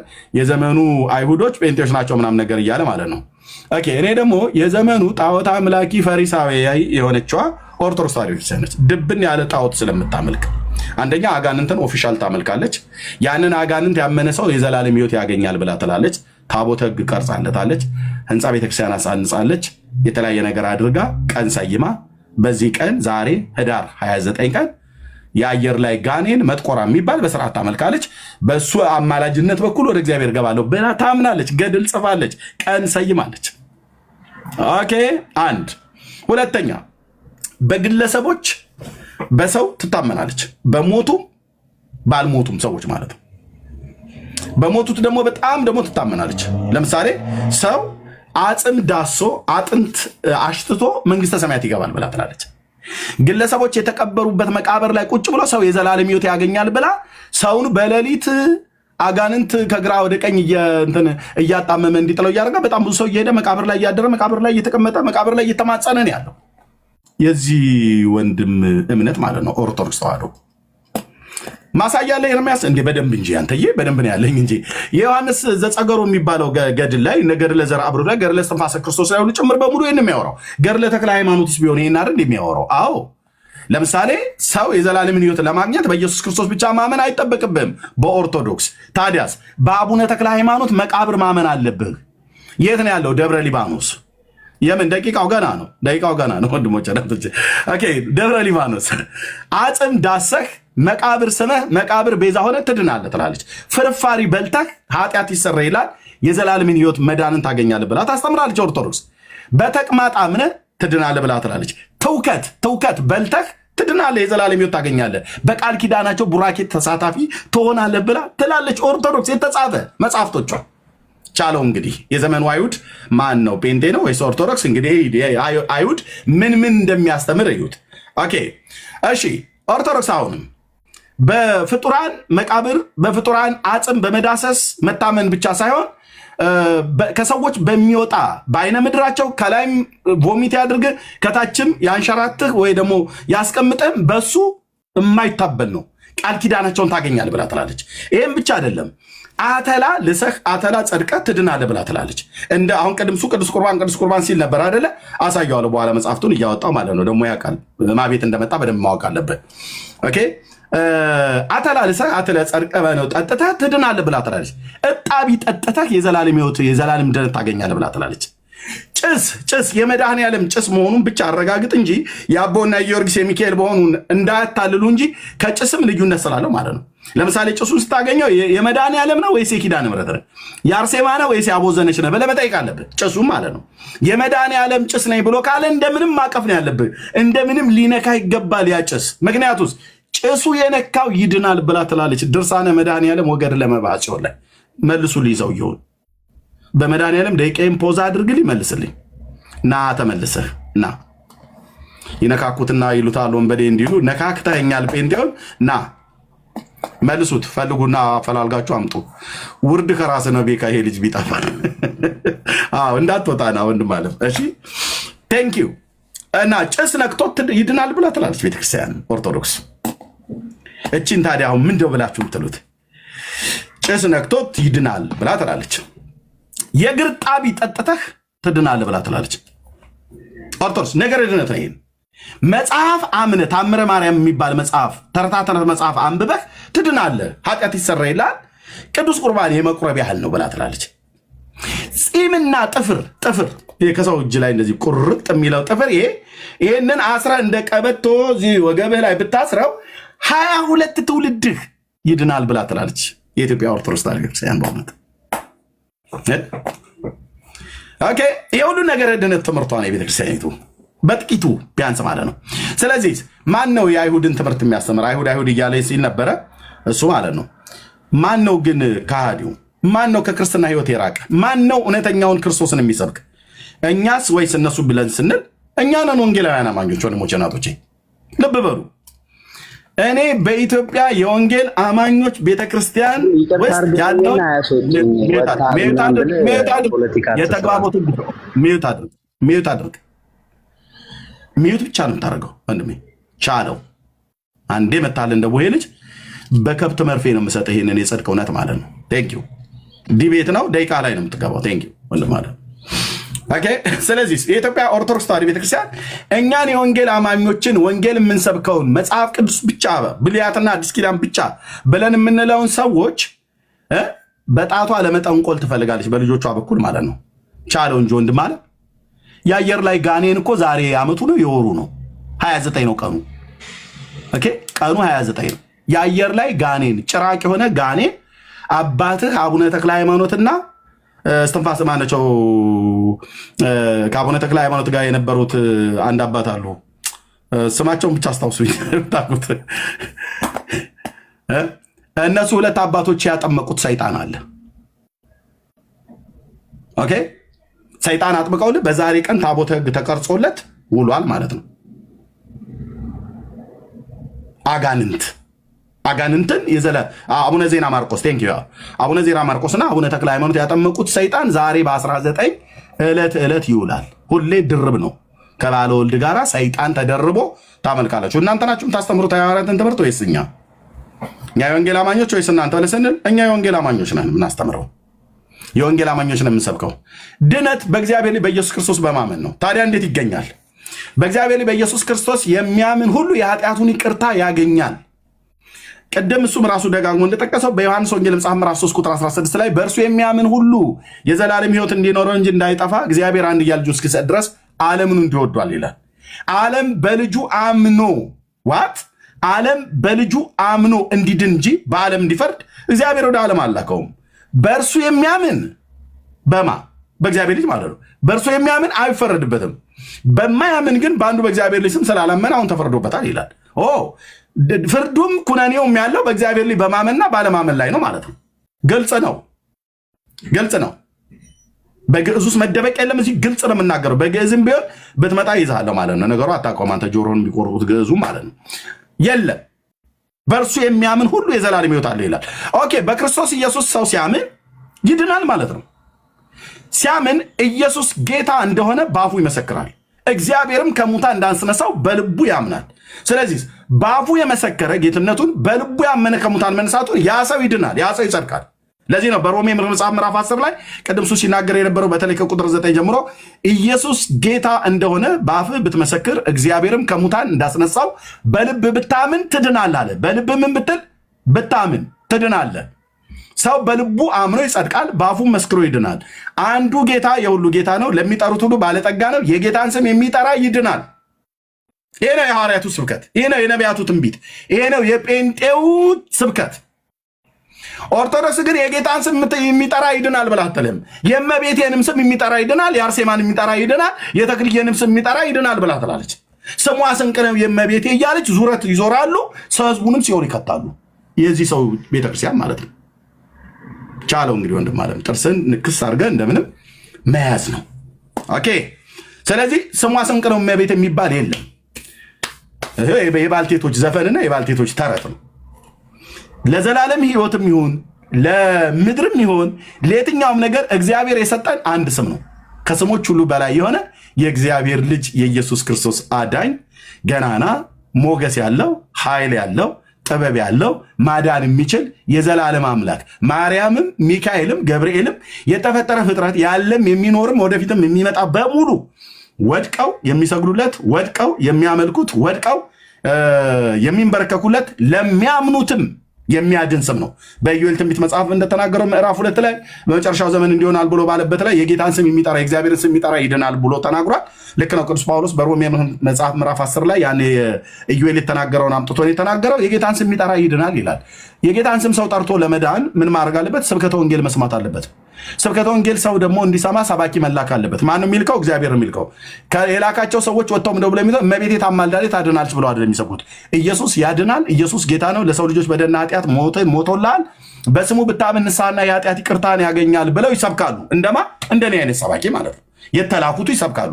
ሰዎች ሲሰሙን ቃል እግዚአብሔርን ሲሰሙ ያምናሉ። በልባቸው ሲያምኑ ይድናሉ። ከዳኑስ ከእግዚአብሔር ፍርድ ነፃ ወጥተዋል ማለት ነው። አዳኙ ማነው? ኤርሚያስ በፍጹም ጴንጤዎች በፍጹም ማለት ኤርሚያስም ጴንጤዎችም እዚህ ያሉ የምንሰብከው ኢየሱስ ግን ያድናል። ይህንን በስብከት ሞኝነት በኩል ሰዎች እንዲድኑ የእግዚአብሔር በጎ ፍቃድ ስለሆነ የምስራቹን ቃል እኛ ብቻ እዚህ ፕላኔት ላይ እኛ ብቻ የወንጌል አማኞች የተባለን በዓለም ዙሪያ መጽሐፍ ቅዱስን ይዘን ወጥተን አምላካችን ኢየሱስ ያድናል ብለን የምንሰብክ ብቸኛ ሰባኪዎች እኛ ነን። ስለዚህ ጌታ ይባረክ። ቴንኪው። ሰዓቴን ጨርሻለሁ። በጣም ጥሩ። የመጀመሪያው ነገር እዚህ ጋር ያላችሁ ሰዎች በደንብ አድርጋችሁ ሰሙ። እኔ 10 ደቂቃ አስቀምጥለት ነው ግን እንትን ጫጫታ አለ ትንሽ እንደ ቅድሙ የቅድሙ ቦታው 10 ደቂቃ እንደ ቅድሙ አስተካክል። ጥሩ ኔትወርክ እንጠብቃለን። ሰጥ ያለ ቦታ አሁን። እሺ፣ ታፕታፕ ኮፒ ሊንክ አድርጉ። ማህበረ ቅዱሳን ተባረኩ። እሺ፣ ተሰጠኝ 10 ደቂቃ ልቀጥል። አስቀምጥለት ወንድምነት። ኦኬ፣ እሺ፣ መልካም። የመጀመሪያው ነገር ወንድማችን ገርላትን እየጠቀሰ ነበር። በእኛ ቤተክርስቲያን የምናምነው ሰው የሰው ልጅ የዘላለም ሕይወትን የሚያገኘው ገርላት ተሰብኮለት ወይ ደግሞ የዘላለም ሕይወትን ያገኛል ብለን አናምንም። ገርላት ማለት ቅዱሳን ሰዎች ክርስቶስን አምነው ከበጉ ደም የተነሳ የደረሰባቸውን መከራ ክርስቶስን አንከደውም ብለው የደረሳቸውን መከራ እኛም ክርስቲያኖች የእነሱን አርያ እንድንከተል የተጻፈ ነው። ተአምራትን እየጠቀሰ ሲናገር ነበረ። እሺ ስለ ምልጃ አንስቷል ወንድማችን፣ ስለ ነገረ ድነት ነው እያወራን ያለ ነው። ይህን ደግሞ የእግዚአብሔርን ቃል ስለማይቀበል ፊልጵስዩስ ምዕራፍ 2 ቁጥር ከ1 ጀምሮ ምን ብሎ ይናገራል? እግዚአብሔርን በመምሰልና በጭምት ጸጥ ዝግ ብለን እንድንኖርና ጸሎትና ምልጃ ስለ ሰዎች ሁሉ ስለ ነገስታት ሁሉ እንዲደረግ ከሁሉ በፊት እመክራለሁ አለ። ማን? ሐዋርያው ቅዱስ ጳውሎስ። እሺ ይህ ጸሎት ለምን ያስፈልጋቸዋል? ይህ ምልጃ ለምን ያስፈልጋቸዋል ብሎ የሚናገረውን ነገር ደግሞ እንዲነገር በየትኛው በጌታ ቤተክርስቲያን የሆነችው አንዲቷ ቤተክርስቲያን የትኛዋ ነች ቤተክርስቲያን ብለን ደግሞ ስናይ ቤተክርስቲያን 1516 ላይ በማርቲን ሉተር ምን ፕሮቴስታንት ማለት ትርጉሙ ራሱ መቃወም ማለት ነው። ምን እንደሚቃወም አይታወቅም። እንግዲህ ወንድማችን በጥያቄና መልስ እንሄድበታለን። አሁን በደንብ አድርጋችሁ አስተውሉ። ፕሮቴስታንት ማለት ትርጉሙ ምን ማለት ነው? መቃወም ማለት ነው። ምንድነው የሚቃወመው ስንል ደግሞ የማቴዎስ ወንጌል ምዕራፍ 28 ቁጥር 19 ላይ ጌታ ምን አለ? ሂዱ አሕዛብን ሁሉ በአብ በወልድ በመንፈስ ቅዱስ ስም እያጠመቃችኋቸው ያዘዝኳችሁን ትእዛዝ እንዲጠብቁ ደቀ መዛሙርት ያድርጉ ብቻ ብሎ ጌታ አላካቸው። የዮሐንስ ወንጌል ምዕራፍ 20 ቁጥር 22 ላይ ጌታ ይህንን ብሎ እፍ አለባቸው፣ መንፈስ ቅዱስንም ተቀበሉ። ሐዋርያቶች ወንጌልን ሊሰብኩ የወጡት ምንን ተቀብለው? መንፈስ ቅዱስን፣ የሚያበረታቸውን መንፈስ ቅዱስ ተቀብለው ነው። እሺ ይህንን ደግሞ መንፈስ ቅዱስ ባይቀበሉ ምን ይሆናሉ ሲል እንደ ጴጥሮስ ይሆናሉ። በመጀመሪያ ጴጥሮስ ምን ሆነ ስንል ጌታ ሐሙስ ላይ የጌታን እራት ሲሰጣቸው ምን አለ? ከእናንተ መካከል አለ ጌታ። እሺ ምን አለ ጌታ? ጴጥሮስ ሆይ እሺ ምን አለ ጌታ? ዛሬ ሌሊት አለውና ምን አለ? 3 ጊዜ ትክደኛለህ አለው። በደንብ አድርጋችሁ አስተውሉ። ምን 3 ጊዜ ትክደኛለህ? አይ ጌታ ሆይ አንተ ልክ አይደለህም፣ እኔ ካንተ በፊት ሞትንም ቢሆን ለመቀበል ዝግጁ ነኝ ብሎ ተናገረ። ማን? ጴጥሮስ። ጴጥሮስ ጌታን እያታለለው አይደለም። ጴጥሮስ ያመነውን ነገር ነው እየመሰከረ ያለው። ለምን? ጸጋ መንፈስ ቅዱስን ሳይቀበል እየመሰከረው ጌታን ስለሚወደውና ስለሚያከብረው ያንን የጌታን እስከ ሞት ድረስ ለመቀበል ዝግጁ እንደነበር። ዓርብ ዕለት ግን ሲመጣ ይህንን የምትሉትን ሰውዬ አላውቀውም አለ። ማንን? ጌታን፣ አምላኩን። በጌታ አምኗል። ምን አለ? ይህንን የምትሉትን ሰውዬ አላውቀውም ብሎ ካደ። ጴጥሮስ ግን በስተመጨረሻ ጸጋ መንፈስ ቅዱስን ከተቀበለ በኋላ ምን ሆነስ ብለን ደግሞ ስናይ ደግሞ የእግዚአብሔር ቃል እንደሚነግረን ምን እኔ እንደ ጌታ እላዩኝ ልሰቀል ቁልቁል አርጋችሁ ስቀሉኝ ብሎ የእግዚአብሔር ቃል ይነግረናል። በደንብ አርጋችሁ አስተውሉ። የቅዱሳንን ምልጃ እና ነገረ ድህነትን አንድ ላይ እያቀላቀለባችሁ ተአምራትን በቅዱሳን ላይ የተደረገውን ተአምራትን ኤርሚያስ ወንድማችን በደንብ አድርጎ እያቀላቀለው። እኔ እያወራ ያለው ስለ ነገረ ድህነት። ነገረ ድህነት ላይ ክርስቶስ በቅዱሳን ምልጃ አይደለም የዳነው፣ በቤዛነቱ ነው የዳነው። ቤዛ ሆኖ ያዳነን አንድም ሰው የለም። በደንብ አድርጋችሁ አስተውሉ። ቤዛ ሆኖ ያዳነን አንድም ሰው የለም። እኛም እናምነው። እሺ አሁን ሰዎች ሁሉ ሊድኑና እውነቱን ወደ ማወቅ ሊደርሱ በእግዚአብሔር ፊት ደስ የሚያሰኝ ይህ ነው። ፊልጵስዩስ ምዕራፍ 2 ቁጥር 2 ላይ እንደሚናገረው ሐዋርያው ቅዱስ ጳውሎስ ከላይ ምን ብሏል? ምልጃና ጸሎት ስለ ነገስታት ሁሉ እንዲደረግ ከሁሉ በፊት እመክራለሁ ካለ በኋላ ያ ምልጃ ለምን ይጠቅማቸዋል? ሰዎች ሁሉ ሊድኑና እውነቱን ወደ ማወቅ ሊደርሱ በሚወድ በእግዚአብሔር ፊት ደስ የሚያሰኝ ይህ ነው አለ። ስለዚህ የቅዱሳኖች ምልጃ በጣም ያስፈልገናል ወንድማችን። አሁን እኔ እያወራ ያለሁት ስለ ገርላት ሳይሆን ክርስቶስ ስለከፈለልን መስዋዕትነት ቤዛ ስለሆነው ስለ ኢየሱስ ክርስቶስ ነው እያወራ ያለሁት። በደንብ አድርጋ አስተውል። እኛ የዳነው በቅዱሳኖች ምልጃ በድንግል ማርያም ምልጃ አይደለም የዳነው።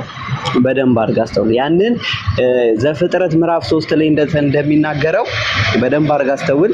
ዘፍጥረት ምዕራፍ 3 ላይ እንደሚናገረው የሰው ልጅ አዳም በበደለው በደል ያንን የተዘጋብንን ጸጋ መንግስተ ሰማያት ረሰ መንግስተ ሰማያት ያስከፈተልን ያ ክርስቶስ ስግው ቃል ኢየሱስ ክርስቶስ አምላክ ሰው ሆኖ በቀራንዮ መስቀል ላይ የከፈለልን መስዋዕትነት ነው እንጂ በቅዱሳኖች ምልጃ አይደለም። የቅዱሳኖች ግን ምልጃ ምን እንድንድን ይረዳናል። ምክንያቱም በምድር ላይ ስላለን ከጧት እስከ ማታ ድረስ በኃጢአት ውስጥ ስላለን ቅዱሳኖች ያማልዱናል ብለን አሁን ስለ ምልጃ አይደለም ርዕሳችን።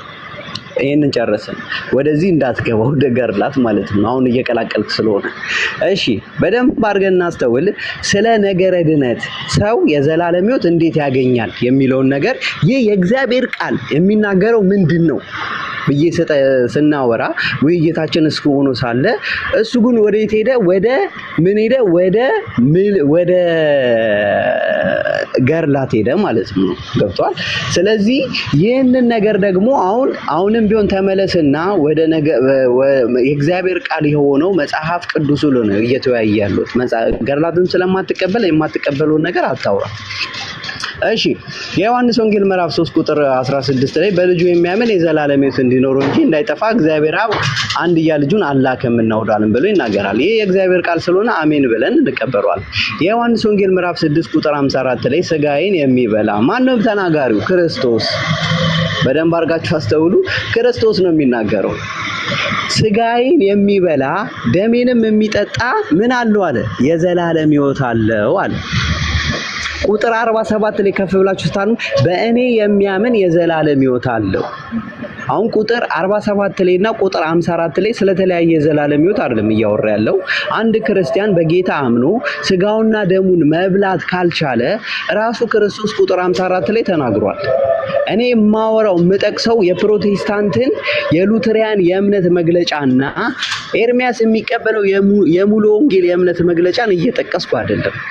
ምክንያቱም እርስ በርሳቸው ስለተለያዩ፣ የተለያየ ትምህርት ስለሌላቸው፣ የተለያየ መንፈስ ቅዱስ ስለገለጸላቸው ያ ለምን ሆነ ደግሞ ብለን ስናስብ ደግሞ ያ የአውሬው መንፈስ ስለሚገልጽ ነው።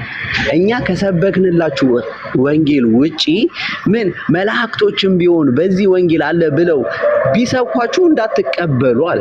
ይሄ የሚለው እግዚአብሔር ቃል ሐዋርያው ቅዱስ ጳውሎስ ነው የሚናገረው። ይህንን ቃል ደግሞ አሜን ብሎ የማይቀበል ቀስቁ በደንብ አድርጋችሁ አስተውሉ። እሺ፣ ጌታ ምን አለ? በደንብ አድርጋችሁ አስተውሉ። እዚች ጋር ይህ የጌታን ቃል ነው እየተናገርኩ ያለው። የጌታ ያስተማሩን ትምህርት ነው። ጸረ ክርስቶስ ማለት ምን ማለት ነው ብለን ስናገር ክርስቶስ ያስተማረውን ወንጌል የማይቀበል ትክክል አይደለም ብሎ የሚክድ ማለት ነው። እሺ፣ ጌታ ምን አለ? ስጋዬን የሚበላ ደሜንም የሚጠጣ ምን አለው አለ? የዘላለም ሕይወት አለው። ተናጋሪው ክርስቶስ ነው።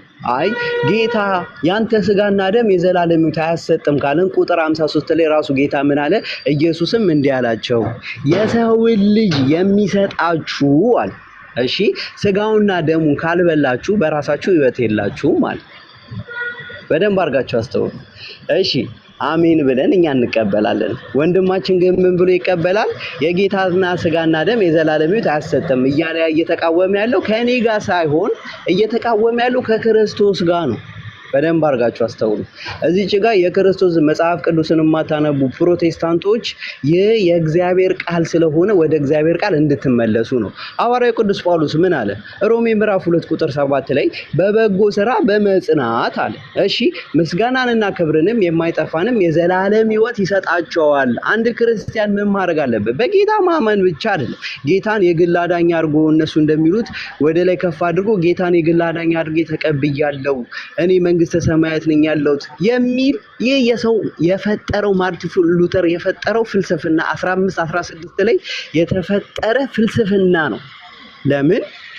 የጌታ ትምህርት ያ ስላልሆነ፣ ሐዋርያቶቹ የሚናገሩት ያ ስለሆነ። ሐዋርያው ቅዱስ ጳውሎስ ምን አለ? በበጎ ስራ በመጽናት ምስጋናንና ክብርን የማይጠፋን የዘላለም ሕይወት ይሰጣቸዋል ካለ አሜን ብለን መቀበል ነው። ፊልጵስዩስ ምዕራፍ 2 ቁጥር 12 ላይ በበጎ ስራ በመጽናት በፍርሃትና በመንቀጥቀጥ የራሳችሁን መዳን ፈጽሙ። አንተም ከደቂቃ በላይ ሄዳል፣ እኔም አንዴ ላውራ አልጨረስኩም። እኔ ላይ አትግባ። እሱ ሰዓት አልቆ እኔም ዝም ብዬ ነው ያዳመጥኩት። ቤኪ ለምን ትረበሻለህ? አንድ ያልጨረስም የእግዚአብሔር ቃል ነው የሚወራው። የእግዚአብሔር ቃል ክብር ይኖረው። ሰማኝ ወንድም፣ 3 ደቂቃ ስጠው አለ። አዳምጥ ቤኪ። 1 ደቂቃ ነው። 1 ደቂቃ። እሺ 1 ቀን ችግር የለውም። እኔ እያወራ ያለሁት ስለ እግዚአብሔር ቃል እየጠቀስኩኝ እያወራው ስለ ገርላት ላይ ይሄዳሉ ወንድማችን። ገርላት ማለት ተአምራት፣ ቅዱሳኖች ያመኑትን እግዚአብሔር የከፈለላቸው ምን መስዋዕትነት ወይም ደግሞ ያ የእግዚአብሔር ቃል የሆነው ምን የሆነው ተአምራት የተደረገላቸው ለአመኑ ክርስቲያኖች የተደረገ ነገር ነው። ይህና የነገረ ክርስቶስ ወይም ደግሞ ክርስቶስ የከፈለልን ቤዛ የሆነን ነው እያወሩ ያሉት። ክርስቶስ የሰው ልጆችን የዘላለም ሕይወት የሰጠውን ነገር ነው የእግዚአብሔርን ቃል ጠቅሼ እያወሩ። እሺ ምን አለ? ፊልጵስዩስ ምዕራፍ 2 ቁጥር 12 ላይ በፍርሃትና በመንቀጥቀጥ የራሳችሁን መዳን ፈጽሙ ብሎ ሲናገር ይህንን እየተናገረው ሐዋርያው ቅዱስ ጳውሎስ ለዳኑ ለአመኑ ክርስቲያኖች ነው። በደንብ አድርጋቸው አስተውሉ። ምንድነው የሚፈጽሙት? ክርስቶስ ኦልሬዲ አምነው ተቀብለዋል። ክርስቶስን ወደ መምሰል ደረጃ ካላደጉ ምን ይሆናሉ ብለን ደግሞ ስናይ አንደኛ ዮሐንስ ምዕራፍ 3 ቁጥር 7 ላይ እሱ ምን አለ? ቅድም ገና ከመጀመሪያው ሲጀምር የሰው ልጅ እንዴት ይድናል ብሎ ካለ በኋላ በሮሜ መልእክት መጽሐፍ ምዕራፍ 10 ቁጥር 17 ላይ ያለውን እግዚአብሔርን ቃል ጠቀሰና ያለ ሰባኪ እንዴት ይሰማሉ ብሎ አለ። ጥሩ የእግዚአብሔር ቃል ይላል። ልክ ነው። እኛ ወንጌላውያን አማኞች የምንሰብከውም ቅዱስም ቃል የሚያዘን የወንጌል ስብከት እንዲሰበክ ነውና ይሄ መጥቀስ ጥሩ ነው፣ መጥቀሱ ማለት ነው። ግን ይሄ አሁን ወንድም የጠቀሰውና እሱ መሰሎቹ በስንት ከ60 ሚሊዮን በላይ የሚቆጠሩ ኦርቶዶክሳዊ አማኝ አሁን ባለው በሮሜ መልእክት መጽሐፍ ምዕራፍ 10 ቁጥር 17 መሰረት እምነት ከመስማት ነው፣ መስማትም በእግዚአብሔር ቃል ነው ብሎ የሚለውን ግን አያምንም። በኋላ ጥያቄ ላይ መድኃኒዓለም ያገናኘን። ቴንኪው አያምንም ወንድማችን ማለት ነው። ውሸቱን ነው እሱም ይሁን ሌሎቹ በሙሉ ውሸታቸው ነው። እምነት ከመስማት ነው፣ መስማትም በእግዚአብሔር ቃል ነው ብሎ የሚለው የእግዚአብሔር ቃል እውነት ነው፣ ግን እሱ ራሱ ተግባራዊ አላደረገውም። እሱ ብቻ ሳይሆን አብዛኞቹም እንዳልኳችሁ በሚሊዮን የሚቆጠረው ህዝብ ይህን ተግባራዊ አላደረገውም። ለምን ብላችሁ ብትሉ የኦርቶዶክስ ክርስትና የሚጀምረው ከውሃ ውስጥ መግባት እንጂ ቃል እግዚአብሔርን ሰምቶ በማመን አይደለም። እንደምታውቁት ሁላችን ከዛ ስለወጣል ሰው ይወለዳል። ወንድ ከሆነ በ40 ቀኑ ውሃ ውስጥ ይጨምሩታል። በ40 ቀኑ ማለት ነው። ከዛ ክር አንገቱ ላይ ይታሰርለታል። ክርስቲያን ብለው ይልኩታል ማለት ነው። ኦኬ ይሄ ነው። በዚህ መንገድ ነው የሚሄድ። ሴት ከሆነች በ80 ቀኗ ወስደው ውሃ ውስጥ ይረጯታል። ከዛ ክር አንገቷ ላይ ያስረው ወስበ ጥምቀቷ ወለተ ስላሴ ብለው ያስሯታል፣ ይለቋታል። አለቅ። ድናለች እቺ ሴት? አልዳነችም። ድኗል ይሄ ሰው? አልዳንም። እምነት ከመስማት ነው ብሎ የሚለውን የእግዚአብሔርን ቃል ሮሜ መልእክት መጽሐፍ ምዕራፍ 10 ቁጥር 17 ላይ የጠቀሰውን እሱን በእሱ መሰረት ቃል እግዚአብሔርን ሰምቶ ነው ይሄ አጥማቂውም ተጠማቂውም ቃል እግዚአብሔር ተሰብኮላቸው ቃል እግዚአብሔርን ሰምተው አምነው አይደለም የዳኑት። ስለዚህ የሮሜ መልእክት መጽሐፍ ምዕራፍ 10 ቁጥር 17 ላይ ደጋግሞ የተናገረው የአምላካችን የእግዚአብሔር ቃል ነው። ወንደርፉል የሆነ እግዚአብሔር ቃል ነው። በጣም የምንወደ እግዚአብሔር ቃል ነው። ልክ ነው። የክርስትናውን መሰረቱ የእምነትን መሰረቱ እዛ ላይ ነው መሆን ያለበት። ሰው ለመዳን ማመን አለበት። ለማመን መስማት አለበት። ምን? ቃል እግዚአብሔርን። ማን ይነግረዋል? የተላኩ ሰባኪዎች ይነግሩታል። ቃል እግዚአብሔርን እንዲሰብኩ ማለት ነው። የምስራቹን ቃል፣ የማዳኑን ቃል። ይሄንን ታዲያ የምናደርገው ማንን? እኛ የወንጌላውያን አማኞች ነን። አንድ ሃይማኖት ካቶሊክ በል ኦርቶዶክስ፣ በዓለም ዙሪያ ክርስትና ተብሎ የሚጠሩት አንዳቸውም ይህንን አያረጉም። አንዳቸውም በመዋለድ እንጂ የበዙት በወንጌል ሰበካ አልበዙም።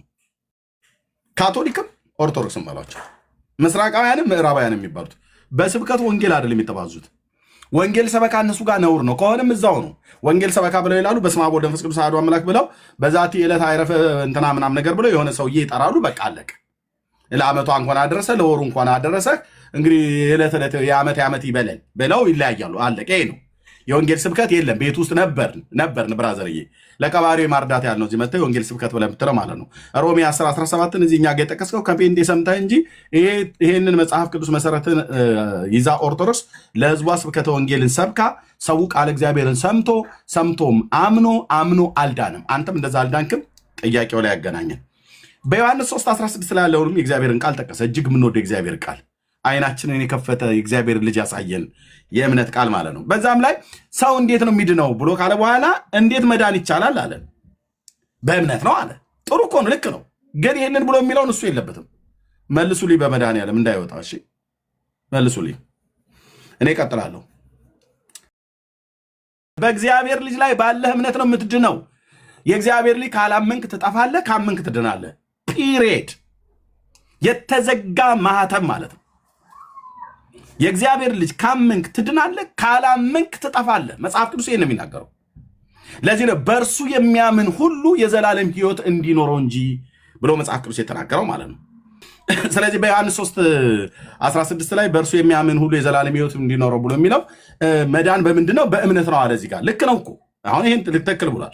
ግን ይህንን ቃሉ ያለው ትክክል የሆነውን እሱ ግን ትክክል አይደለም። ይሄ ልጅም ይሁን ሌሎቹ አልዳኑም፣ ገና መዳንን አላገኙም። ኦርቶዶክሳውያን የዘላለም ሕይወት የላቸውም። እንዲኖራቸው ግን ወንጌል እንሰብካለን። ካቶሊካውያን የዘላለም ሕይወት የላቸውም። እንዲኖራቸው ግን ወንጌል እንሰብካለን። ጆቫ ዊትነስ፣ ኦንሊ ጂሰስ፣ ሙስሊም፣ አይሁዳውያን በማንም የዘላለም ሕይወት የላቸውም፣ ሊያገኙም አይችሉም። ኢየሱስን እናምናለን ብለው ይላሉ እንጂ ያመኑት ኢየሱስ የዘላለም ሕይወት እንደሚሰጣቸው እንኳን እርግጠኛ አይደለንም። በኋላ ጥያቄ ላይ ስጠይቅ ተሰሙታላችሁ፣ የሚመልሰው ማለት ነው አባቶቹ ያስተማሩትን። እሺ እናምን አለ። እኛ ሰው በኢየሱስ ክርስቶስ ሲያምን ይድናል ብለን እናምናለን አለ። ጥሩ ልክ ነው። ቤተክርስቲያኒቱ እኮ እንደዛ ትላለች። ይህንንማ በቅዳሴ ላይ ዘያአምን በወልድ ቦ ሕይወት ዘላለም ብላ ትላለች። ይህንን ብላ የምትለዋ ቤተክርስቲያን ይህንን የሚያዜመው ቄስ ግን ራሱ በኢየሱስ ክርስቶስ አምኖ የዳነ አይደለም። ይህንን የሚያዜመው ዲያቆን በኢየሱስ ክርስቶስ አምኖ የዳነ አይደለም። መዳኑንም አይመሰክርም፣ እርግጠኛም አይደለም። እርግጠኛ ሊያደርገውም የሚችልም መንፈስ የለውም፣ ውስጡ አልተቀበለም። በእግዚአብሔር መንፈስ ቅዱስ እርግጠኛ አልሆነም። አባት ብሎ የሚጮህበት የልጁ መንፈስ በውስጡ ስለሌለ የዘላለም ሕይወት እንዳለው እርግጠኛ አይደለም። ቄሱም ጳጳሱም ማንም ከላይ ጀምረህ ከፓትርያርኩ ጀምረህ እስከ ተራው ምእመን ድረስ በተባለው ላይ የላቸውም የዘላለም ሕይወት። ግን በየመጽሐፉ ላይ ከወንጌል ወስደው ከመልእክታት ላይ ወስደው ዘያአምን በወልድ በሕይወት ዘላለም ይላሉ። እና በወልድ የሚያምን የዘላለም ሕይወት አለው እያለ ነው ማለት ነው። በቃ አለቀ። 4 ነጥብ እኮ ዘጋው ታዲያ። ስለዚህ ሰው ለዘላለም ሕይወት ኢየሱስን ነው ማመን ያለበት ማለት ነው። ተራራ ውጣ፣ ሸለቆ ውረድ፣ በድንጋይ ውስጥ ሹለክ፣ ሙሽራው ድንጋይ ብለህ ተሸከመው፣ ገድል እዘል፣ የሙታን አጽም ሳም ተሸከም፣ መቃብር ላይ ደር ብሎ የሚል የለው። በኢየሱስ የሚያምን በልጁ የሚያምን የዘላለም ሕይወት አለው። በቃ አለቀ። ስለዚህ ይሄንን እኛን የምንሰብከው እንጂ እናንተማ አሰብኩም በሰብኩም በተሰበከው እውነት የዘላለም ሕይወት የላችሁም። ስለ መዳን 5 አዕማደ ምስጢርን ማወቅ በደንብ ምስጢራትን መቀበል አለብን ብሎ አለ ራሱ። አሁን 5 አዕማደ ምስጢራት ላይ በኋላ ጥያቄ ሲጠይቀው ታያላችሁ። ከ5 አዕማደ ምስጢር ነገረ ክርስቶስ ላይ፣ ጥምቀት ላይ፣ ቁርባን ላይ ጠይቀዋለሁ ጥያቄ። ትንሣኤ ሙታንማ ይከብደዋል። 3ቱን ግን ጠይቃለሁ በኋላ ላይ ነገረ ክርስቶስ ላይ፣ ቁርባንና ጥምቀት ላይ ያገናኛል። ቅዱስ ቁርባን ስለ መብላት ብሎ አለ። ቁርባኑ አንዱ የነካበት ማለት ነው። በዮሐንስ 6:47 እስከ 53 ድረስ ያለውን ጠቀሰ። ጌታችን እንደዚህ ብሏል፣ ስጋዬን የበላ ደሜን የጠጣ የዘላለም ሕይወት አለው ብሏል። አዎ ብሏል።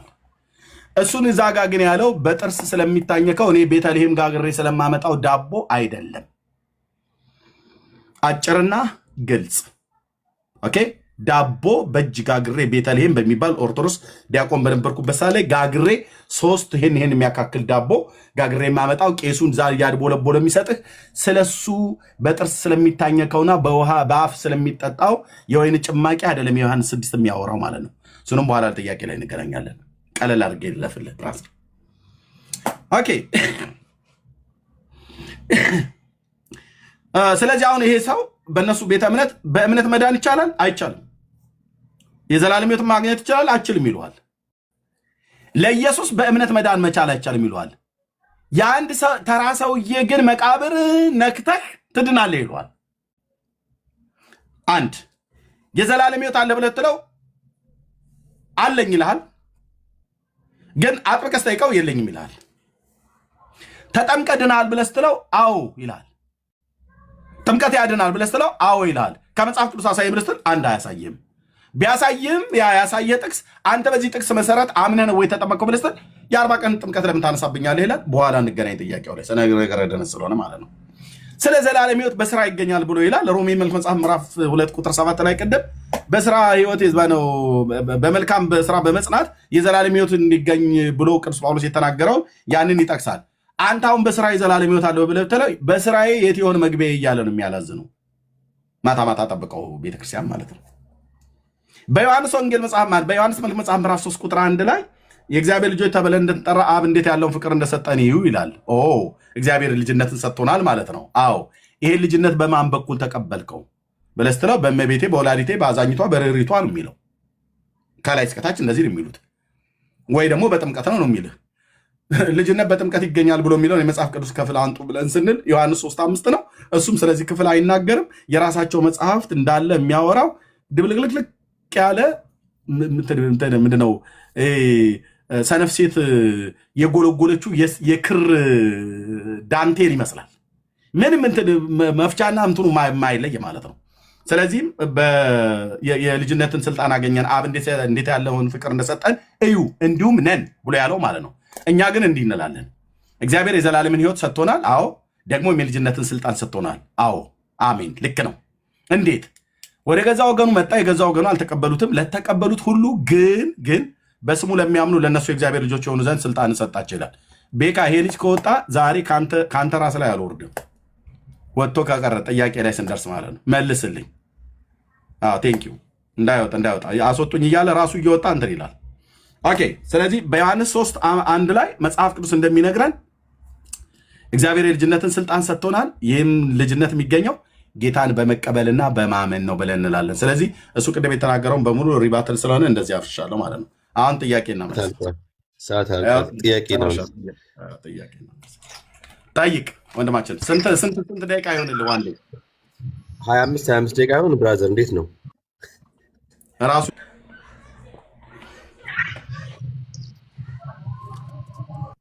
ጠይቅ። ደቂቃውን ባያዝልን ከፈለክ ኦኬ ይሰማል ድምጼ? ኦኬ እሺ መልካም። የዮሐንስ ወንጌል ምዕራፍ 3 ቁጥር 16 ላይ በልጁ የሚያምን የዘላለም ሕይወት አለው የሚለው ክርስቶስ ነው አይደል? አዎ። እሺ የዮሐንስ ወንጌል ምዕራፍ 3 ቁጥር 53 ላይ ኢየሱስም እንዲህ አላቸው፣ የሰው ልጅ የተባለው ማን ነው? ክርስቶስ። ኦኬ የሚሰጣችሁን አለ። ክርስቶስ ምንድን ነው የሰጠን? ሕይወቱን ራሱ። ኦኬ ስጋውና ደሙን ሰጥቶናል ማለትም ነው። ራሱን የሰጠን ራሱ ማለት ነፍሱንም ስጋውንም። አይ ቃሉ እያለ ያለው የእግዚአብሔር ቃል እያለ ያለው የዮሐንስ ወንጌል ምዕራፍ 3 ቁጥር 6 ቁጥር 53 ላይ ኢየሱስም እንዲህ አላቸው፣ የሰው ልጅ የሚሰጣችሁን ስጋ ይላል እና ደሙ። ኦኬ ስጋውና ደሙን ካልበላችሁ ካልጠጣችሁ በራሳችሁ ሕይወት የላችሁም ማለት የሚናገረው ክርስቶስ ነው አይደል? አዎ ክርስቶስ ነው የሚናገረው። ኦኬ ክርስቶስ የሚናገር ከሆነ የሚናገረው ነገር ውሸት ነው? እውነት ነው። ኦኬ እውነት ከሆነ የሰው ልጅ የሚሰጣችሁ ያለው ክርስቶስ ነው ብለሃል።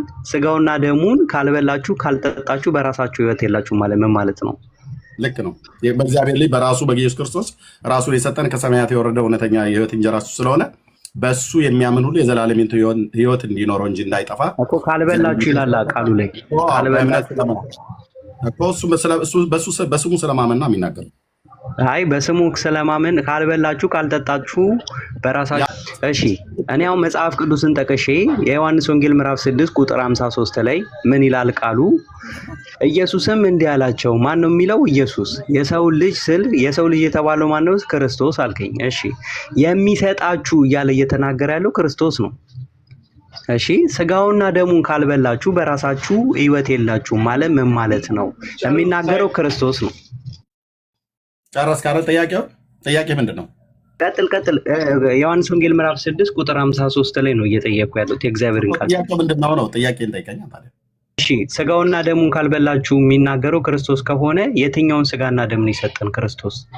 ኦኬ ክርስቶስ ስጋና ደሜን ካልበላችሁ ካልጠጣችሁ፣ የሰው ልጅ ስጋ ካልበላችሁ ካልጠጣችሁ በራሳችሁ ሕይወት የላችሁም ማለቱ በእኔ የማታምኑ ከሆነ የዘላለም ሕይወት የላችሁም እያላቸው ነው። እዛው ቁጥር 27 ጥያቄ ሰዓት ነው። ቆይ እሺ የሉተሪያን የእምነት መግለጫ ላይ የጌታ ስጋና ደም የዘላለም ሕይወት ያሰጣል ብላ ታምናለች። ትቀበላለህ? እኔ ሉተራዊ አይደለሁም፣ የሉተርን አልቀበልም። በጌታ ግን አንድ ህብረት ናችሁ? እኔ ሉተራዊ አይደለም። ጌታ የዮሐንስ ወንጌል ምዕራፍ 6 ቁጥር 54 ላይ ስጋዬን የሚበላ ደሜን የሚጠጣ የዘላለም ሕይወት አለው። ተናጋሪው ክርስቶስ ነው አይደል? ጠየቀኝ። መሐመድ አይደለም ተናጋሪው ክርስቶስ ነው። እዚህ መጽሐፍ ቅዱስ ላይ የሚናገረው በሙሉ ክርስቶስ ነው። ክርስቶስ ነው። እሺ ተናጋሪው ክርስቶስ ከሆነ ክርስቶስን ማረም እንችላለን እናንተ? አይታረምም። እሱ እኛን ያርመናል እንጂ አይታረምም። እሺ ስጋዬን የሚበላ ደሜን የሚጠጣ የዘላለም ሕይወት አለው ብሎ የሚናገረው ክርስቶስ ከሆነ አንተ ክርስቲያን ከሆንክ የክርስቶስን ቃል አሜን ብለህ ትቀበላለህ? አዎ እቀበላለሁኝ፣ መጽሐፍ እንደዚህ ብሎ ስለሚል ማለት ነው። ቆይ አይ ጌታ እያለ ያለው የዘላ ስለሆነ ማለት ነው። አማኝ ነኝ እኔ፣ ክርስቶስ አማኝ ነኝ፣ ተቃዋሚ አይደለም። እሺ ይሄንን ቃል የእግዚአብሔርን ቃል አሜን ብለህ ትቀበላለህ? በደንብ አሜን ብዬ ነው የምቀበለው። ስለዚህ ጌታ የዘላለም ሕይወት የሚያገኘው ምንና ምን ሲያደርግ ነው አለ የዮሐንስ ወንጌል ምዕራፍ 6 ቁጥር 54 ላይ በሱ ሲያምኑ ይላል ቃሉ። አለምን ተዋሻለህ? ቁጥር 29 ላይ አይ 29 እኔ 54 ላይ እየጠቀስኩልህ። ቆይ ቁጥር 47 ላይ በእኔ የሚያምን የዘላለም ሕይወት አለው አለ። ትቀበላለህ? አዎ እሱ ነው በእኔ የሚያምን የዘላለም ሕይወት አለው ማለቱ። በጥርስ የሚበላ ትቀበላለህ አትቀበልም ነው ያልኩህ። ቁጥር 47 ላይ የእግዚአብሔር ቃል በእኔ የሚያምን የዘላለም ሕይወት አለው አለ ጌታ። ይህንን ቃል ትቀበላለህ አትቀበልም? ጥያቄ ጠይቀኝ። ትቀበላለህ አትቀበልም? እየጠየቅኩ ነው። ቁጥር ስንት? ቁጥር 47 ላይ በእኔ የሚያምን የዘላለም ሕይወት አለ አለ ጌታ። መልሴን እኮ ነው መልሰህ የምጠይቀኝ። ቅድም ያልኩህ ማለት በእኔ የሚያምን የዘላለም ሕይወት አለው ማለት ነው። ትቀበላለህ አትቀበልም? እባክህ ስጋዬን የሚበላ ደሜን የሚጠጣ የዘላለም ሕይወት አለው ያለው ክርስቶስ ከሆነ እኔ እናንተ ክርስቶስን ማስተካከል እንችላለን? አንችልም። ለምን እናስተካክለዋለን? ታዲያ ይህንን ቃል አሜን ብለህ ትቀበላለህ? ወዳጄ ቁጥር 29 እና ቁጥር 47 ላይ ነገረህ እኮ በእኔ የሚያምን ይህንን የእግዚአብሔር ቃል ከተናገረ የክርስቶስ ቃል ከሆነ አሜን ብለህ ትቀበላለህ አትቀበልም? ተቀብዬ እኮ ነው የማወራው። ቁጥር 29 እና ቁጥር 47 እንደማይቀበል ግልጽ ነው። እሺ ሮሜ ምዕራፍ 2 ቁጥር 7 ላይ በበጎ ስራ በመጽናት የዘላለም ሕይወት ያገኛል አለ ሐዋርያው ቅዱስ ጳውሎስ። ይህንን ቃል ትቀበላለህ አትቀበልም? ሰው በስራ የዘላለም ሕይወት አገኘ በኢየሱስ ክርስቶስ በማመን ነው። ተቀበል ቃሉ ይላል ወይስ የትኛው የዘላለም ሕይወት ነው? ለደቂቃ ጊዜ ትሰጠኛለህ? ለጥያቄ መልስ ስለ የትኛው የዘላለም ሕይወት ነው እያወራ ያለው ሐዋርያው ቅዱስ ጳውሎስ? አንድ ነው የዘላለም ሕይወት ያለው በኢየሱስ ክርስቶስ በማመን። የዘላለም ሕይወት ይላል ካልክ ስለ ምን በማድረግ ነው የዘላለም ሕይወት ይገኛል ያለው? በኢየሱስ በማመን ኢየሱስ ጌታ እንደሆነ ቃሉን አንብብ። ቃሉን የራስህን ትምህርት ከሙታን እንዳስነሳው ቆይ አየህ፣ ይሄ ነው በቃ ትልቁ ችግር። አሁን ምን አለ መሰለህ፣ ጥያቄ ጠይቄ ስጠይቅ የእግዚአብሔር ቃል ሮሜ ምዕራፍ 2 ቁጥር 7 ላይ በበጎ ስራ በመስራት ምስጋናና ክብርን የማይጠፋን የዘላለም ሕይወት ይሰጣችኋል ጳውሎስ ይላል ወይስ አይልም? ቃሉ ይላል፣ ግን በስራ መዳን አለ። ቆይ ተርጉምልኝ አላልኩም? እኔ አምነህ እንድትቀበል ነው። ምክንያቱም ሮሜ ምዕራፍ 2 ቁጥር 17 ላይ እምነት ከመስማት ነው መስማትም የእግዚአብሔርን ቃል ነው ስለሚል ይህንን የእግዚአብሔርን ቃል የማትቀበል ከሆነ ውይይቱ ለምን ያስፈልጋል? ወንድማችን ኤርሚያስ መዳን እንዲሆንልህ ነው። እሺ የሮሜ ምዕራፍ 2 ቁጥር 7 ላይ በበጎ ስራ በመስራት ምስጋናና ክብርንም የማይጠፋንም ሕይወት ለሚፈልጉ የዘላለም ሕይወት ይሰጣቸዋል ይላል ወይስ አይልም? በስራ እንዳይጸድቅ እንመሰክራለን ብሎ ስላለ ቅዱስ ጳውሎስ መልእክቱ እርስ በርስ አይምታታ። ሰው በስራ የዘላለምን ሕይወት አያገኝም። በስራ ቢያገኝ ኖሮ እኔ ይላል ሮሜ ምዕራፍ 2 ቁጥር 7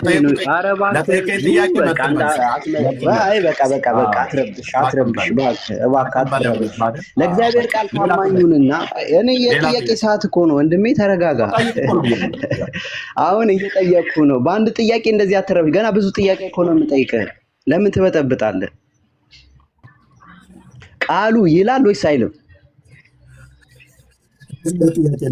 የቅዱስ ቃሉ ሮሜ መጽሐፍ ምዕራፍ ይላል ወይስ አይልም? ይህ የእግዚአብሔር ቃል አራተኛ ልመልስልህ ደቂቃ። እሺ አሁን ለአራተኛ ጊዜ የምትመልስለት ሮሜ መጽሐፍ ምዕራፍ 2 ቁጥር 7 ላይ ሰው ወንድማችን እየመለስኩልህ ነው። ኧረ እባክህ የእግዚአብሔርን ቃል አንብብና የኔ ጥያቄ ሰዓት ነው። አትረብሽ እባክህ። ለእግዚአብሔር ቃል ታማኝ ከሆን አይ ደቂቃዬን አትብላብኝ፣ ደቂቃዬን መልስልኝ እባክህ። አንተ እሺ ወጣ ማለት ነው። አያችሁ እና ተመለስ ጠይቅ። ሮሜ መጽሐፍ 3 ጊዜ ምዕራፍ 2 ቁጥር 7 ጠይቃል። 3 ጊዜ መልሼልሃለሁ። ቪዲዮ መስማት ትችላለህ። ቀጥለ ከፈለክ አራተኛ ጊዜ መልስላለሁ። እና ተመለስና ናግባ። ኦርቶዶክስ ማለት እንደዚህ ፈርጥጦ መሮጥ ማለት ነው። ስትሳደብ የነበረው እኔ ነኝ። አሁን ድጋሚ እኔ እጠይቅሃለሁ በተራዬ ቤካ ከአንተ ራስ ላይ አልወርድም። ልጅ ፈልግ አምጣ። ቆይ ብሎ እኮ ወጣ። ዲቤት አቋርጦ የሚወጣ ኦርቶዶክስ በጣም በነገራችን ላይ የምር ነውር ነው። ናግባ ጥያቄ አልተመለሰም ካልክ አንተ ሌላ ጥያቄ ነው ወይ ሌላ ጥያቄ ተሻገር፣ አለቀ በቃ። የውይይት ህግ አያውቅም እንደ ልጁ። ናግባ ልክ ይላለው ናግባ። ኧረ በስመ አብ ወይ ውርደት ወይ ውርደት ወይ ውርደት ወይ ውርደት። እና ጠፋ፣ ሙሉ ለሙሉ ጠፋ በቃ ይወጣል። ጠፋ። ወይኔ በላቸው ይወጣል። እኔም ገምቻለሁ ይወጣል። እንደው ምን ሆናችሁ ነው ወንድሞች? 18 ደቂቃ የሰጣችሁ 20 ደቂቃ የሰጣችሁት እንዴ? ያለችው 3 ጥያቄ ናት። ያለችው 3 ጥያቄ ናት እንዴ? 18 አስበዋል። 20 ደቂቃ ሙሉ ሲጠየቅ ማለት ነው። ምን ሊሆን ነው ልጁ እንዴ? ያለው አምጣችሁ ታዲያ እኮ እንደሱ ነው እኮ ማለት ሲያስበው ጨነቀው። ገና እሱ ጨረሰው ጥያቄውን። በቃ 3 ደቂቃ ነበር፣ 3 ጥያቄ ነበረች እሷ 3 ጥያቄ አሁን ተፋት። ከዛ ሌላ ጥያቄ የለው። ከዛ አንተ ደግሞ 18 20 ደቂቃ ሙሉ ልትጨምቀው ነው። ስለዚህ ያለው አማራጭ በጊዜ እቺ 3 ደቂቃ ተጠቅሞ ማምለጥ ነው ያለው። አመለጠ ማለት ነው። የራሱን እኮ ደቂቃ እንኳን አልጨረሰውም። የራሱን ደቂቃ አልጨረሰም። ብርቅዬ እንኳን ደህና መጣ። ደግሞ አፍንዳረነ ብትያለ እያስወጡኝ ነው ሞዴሬተሮች ምናምን ነገር ያለ ባይዘይ ግን ሻይ እንትን ነው ተፈላል። እንደዚህ ነው ያ አይ እንትን ነው ኤክሴሲቭ ፎርስ ኢን ሰልፍ ዲፌንስ የሚል ነገር አለ አይደል? ከመጠን በላይ ያለፈ ራስን መከላከል እንደዛ ነው የሆነው ነገርየው። አሁን እኮ እሱ ቡጥ ይዘርግቱ አንተ ሽጉጥ እንደመምዘዝ ብለው እና አይገናኝም ነገርየው። ከባድ ነው። ክርስቲያን ወንድምቶች ሁላችሁንም ሰላም ብያለሁ። ከእግዚአብሔር ከአባታችን ከጌታም ከኢየሱስ ክርስቶስ ጸጋ ሰላም ከእናንተ ጋር ይሁን። መጀመሪያ መጠየቅ ነበረብህ እያልኩ እያሰብኩ ነበር። ምክንያቱም በህጉ መሰረት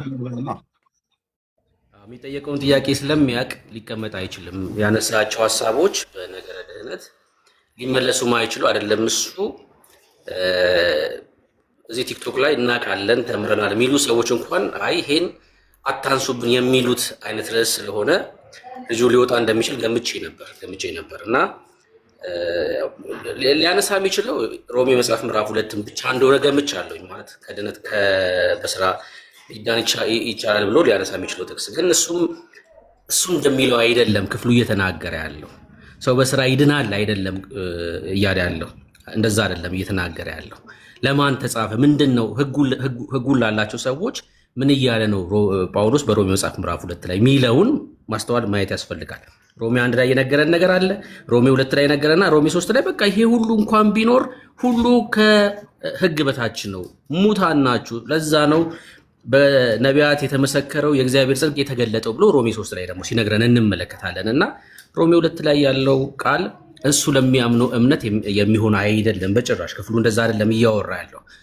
አይቀመጥም፣ እንደማይቀመጥ እርግጠኛ ነበርኩኝ። ዮሐንስ ወንጌል መጽሐፍ ምዕራፍ 6ም ስለ ዳቦ አይደለም የሚያወራው። በቃ አለቀ። ስለ ዳቦ አይደለም የሚያወራው። ስለ እኛ ቀራኔው ላይ እግዚአብሔር አብ የደገሰውን ድግስ ብሉ ነው እያለ ያለው። እግዚአብሔር አብ ደግሷል ቀራኔው ላይ የሰበውን ፍሪዳ አርዷል፣ እሱም ብሉት ነው እያለ ያለው እና ኢየሱስ ክርስቶስን ነው ምን በላው ራሱ መብላት ነው ዮሐንስ 6 እንጂ ስለ ብስ የሚያወራ አይደለም። በነገራችን ላይ ኢንቫይት አድርጌው ነበር። ወዲያው ነው ከዚህ ላይቭ ላይ የወጣው ልጁ ታች ላይ እንደወረደ ማለት ነውና ሊቀመጥ እንደማይችል አውቄያለሁኝ። በነገራችን ላይ ሲያወራ ከሰማሁት መካከል እናንተ ሉተራን ካልቪን ምናምን ተለያይታችሁ ሊል ሞክሯል፣ ሰምቻለሁ። እሱ በጣም በሚገርም ሁኔታ እነሱ በአንድ ቤተ መቅደስ በሚሉት ውስጥ ሁለት ሃይማኖት እንደሚቀድስ ታውቃላችሁ። አሁን እነሱ እዚህ መጥተው ፖለቲካ ለመስራት ይሞክራሉ። እናንተ ሉተራን ካልቪን ምናምን ብሎ ለመስራት ይሞክራሉ። በአንድ ቤተክርስቲያን ሁለት እምነት አብሮ ይቀድሳል። በአንድ ቤተክርስቲያን ማለት በአንድ ቤተ መቅደስ ውስጥ ተራ በተራ አንድ ሳምንት 3 መለኮት ይቀድሳል፣ አንድ ሳምንት ደግሞ አንድ መለኮት ይቀድሳል። ይሄን ታውቃላችሁ። እዚህ መጥተው ግን እናንተ እንደዚህ ብሎ ለማውራት በድፍረት ይሞክራሉ። አሁን እየተናገርኩ ያለሁት በዋልድባ ገዳም የሚሆነውን ነው፣ እየሆነ ያለውን ነገር ነው።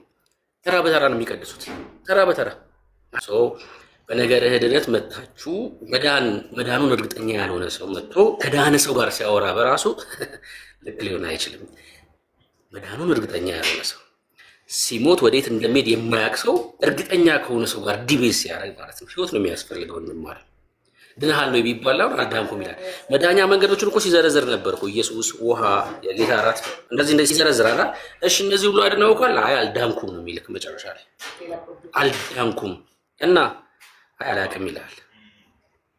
ኤርሚን ብትጠይቁትስ በክርስቶስ ኢየሱስ የዘላለም ህይወት አለኝ ብሎ በእርግጠኝነት ይናገራል። ሰው የዳነ ሰው በብርሃን ያለ ሰው በእግዚአብሔር መንግስት ውስጥ ያለ ሰው ከጨለማ በሞት መካከል ካለ ሰው ጋር ራሱ ዲቤት ሊያደርግ አይገባም። መመዳን ያለበት ወደ ህይወት መምጣት ነው ያለበት ልጁ። እርግጠኛ መሆን መቻል። እርግጠኛ ሳትሆን እርግጠኛ ከሆነ ሰው ጋር እንዴት ዲቤት ታደርጋለህ? ለዛ ነው ሩጡ የወጣው መልስ እንደሌለው እርግጠኛ ስለሆነ ነው። ኤርሚ ያነሳቸውን እነዛን በገድላቱ ላይ የሚናገሩትን የመድኃን ትምህርቶች በድጋሚ ሊነሱ ይገባሉ። አሁንም ሊነገር ይገባል። በኢትዮጵያ ኦርቶዶክስ የመድኃኛ መንገድ ናቸው ተብሎ በክርስቶስ ኢየሱስ ደም ላይ የቀለዱ መጽሐፍቶች አሁንም እየወጡ ሊነገሩ በህዝብ ፊት ቀለው ሊታዩ ይገባል። በጭስ የዘላለም ሕይወት ታገኛለህ። እግዚአብሔር ተክዶ በአቦ የዘላለም ሕይወት ታገኛለህ። እግዚአብሔር ተክዶ ማርያም ፊቷን ቦጫጭቃ ታስገባሃለች። እነዚህ ሁሉ እኮ በኢትዮጵያ ኦርቶዶክስ መጽሐፍቶች ላይ ያሉ የመዳኛ መንገዶች ተስፋዎች ናቸው። ይህን እንዴት ነው ታዲያ ከክርስቲያን ፊት ቆሞ ዲፌንድ ሊያደርግ ቢችለው? አይችልም። ለዛ ነው ሩጦ የሚሄደው። ጌታ ይባርክ ኤርሚሻ። ሌላም እንደዚሁ ካለ ምናልባት ገብቶ አሁን ሌላ 20 ደቂቃ የሚሰጠው ሳይሆን የተነሳው ሐሳብ ላይ መልሰን ያለኛ ይሄ ትምህርት ልክ ነው የሚል ሰው ካለ ግን መግባት ይችላል። በእናንተ በኩል ያነሳችሁት የመዳን መንገዶች ትክክል ናቸው፣ እኔ መመለስ እችላለሁ የሚል ኦርቶዶክሳዊ ካለ አሁንም መግባት ይችላል። እንመልሳለን ሊል የሚችል ሰው ካለ ማለት ነው። ግን አይገቡም አውቃለሁ። ባይገቡም ግን እንናገራለን።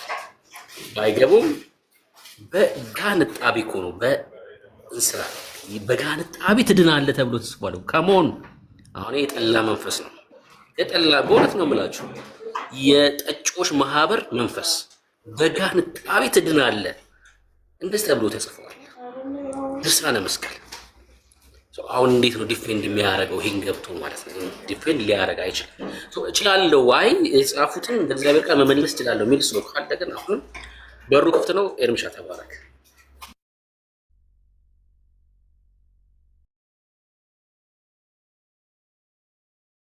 ሶሪ ቴንክ ዩ ወንድምነት ጸጋ ይብዛልህ።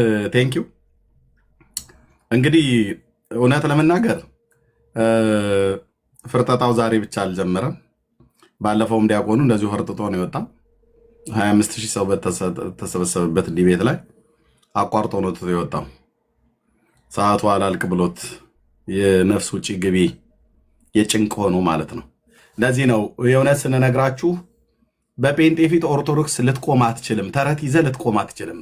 አንተ እኔ ኢየሱስን ይዤ እኛ ኢየሱስን ይዘን አንተ አርሴማና ከተማ እየለ ብለህ ስንት የሀገር ፍጡር ሰብስበህ በእኛ ፊት እንዴት ልቆም ትችላለህ? ያው ጥያቄ ስንት እኔ እዚህ ጋር እንኳን አሁን ለጥያቄ ያዘጋጀውለት 3 መጽሐፎች ነበሩ። ያለሱ ማን አለ? እነዚህና ሌሎችስ መጽሐፍቶች የዘላለምን ሕይወት ማለት ነው የኃጢአትን ይቅርታ የዘላለምን ሕይወት መንግስተ ሰማያትን መግባት በፍጡር ታገኛለህ ብላ ኦርቶዶክስ ያለሱ ማን አለ ብለህ ነው ኤርሚያስ እንዴ? ያለሱማ ያለ አንድዬ ማን አለ ይሏል። ውሸት ነው ውሸት። ያለ ኢየሱስ የመዳን መንገድ የለም። በኦርቶዶክስ አለ። በማርያም የዘላለም ሕይወት ታገኛለህ። ቤዛችን እሱ ብቻ ነው ይላል። ውሸት። መስቀሉም ቤዛ ነው፣ ማርያምም ቤዛ ናት። የአቡነ ተክለ ሃይማኖትም ደብረ ሊባኖስም መቃብር ቤዛ ነው።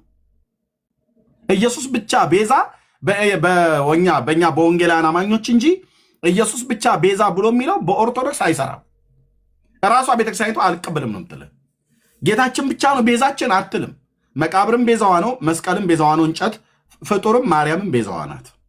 4 ቤዛ ነው ያላት። ኢየሱስም ቤዛ ነው፣ ማርያምም ቤዛ ናት፣ መስቀሉም ቤዛ ነው፣ መቃብርም ቤዛ ነው። መቃብርም የኃጢአትን ስርየት ይሰጣል፣ መስቀሉም የነፍስ ድነት ነው፣ ማርያምም የነፍስ ድነት ናት፣ ኢየሱስም የነፍስ ድነት ነው ይለዋል። 4 ናቸው ያሉት። ዚፕ ስለዚህ ከዚህ የምትማሩት አሁን ያያችሁት ከዚህ ልጅ አንድ ኦርቶዶክስ በጴንጤ ፊት እውነት ለመናገር ማለት ነው የእግዚአብሔርን ቃል በታጠቀ በጴንጤ ፊት ቆሞ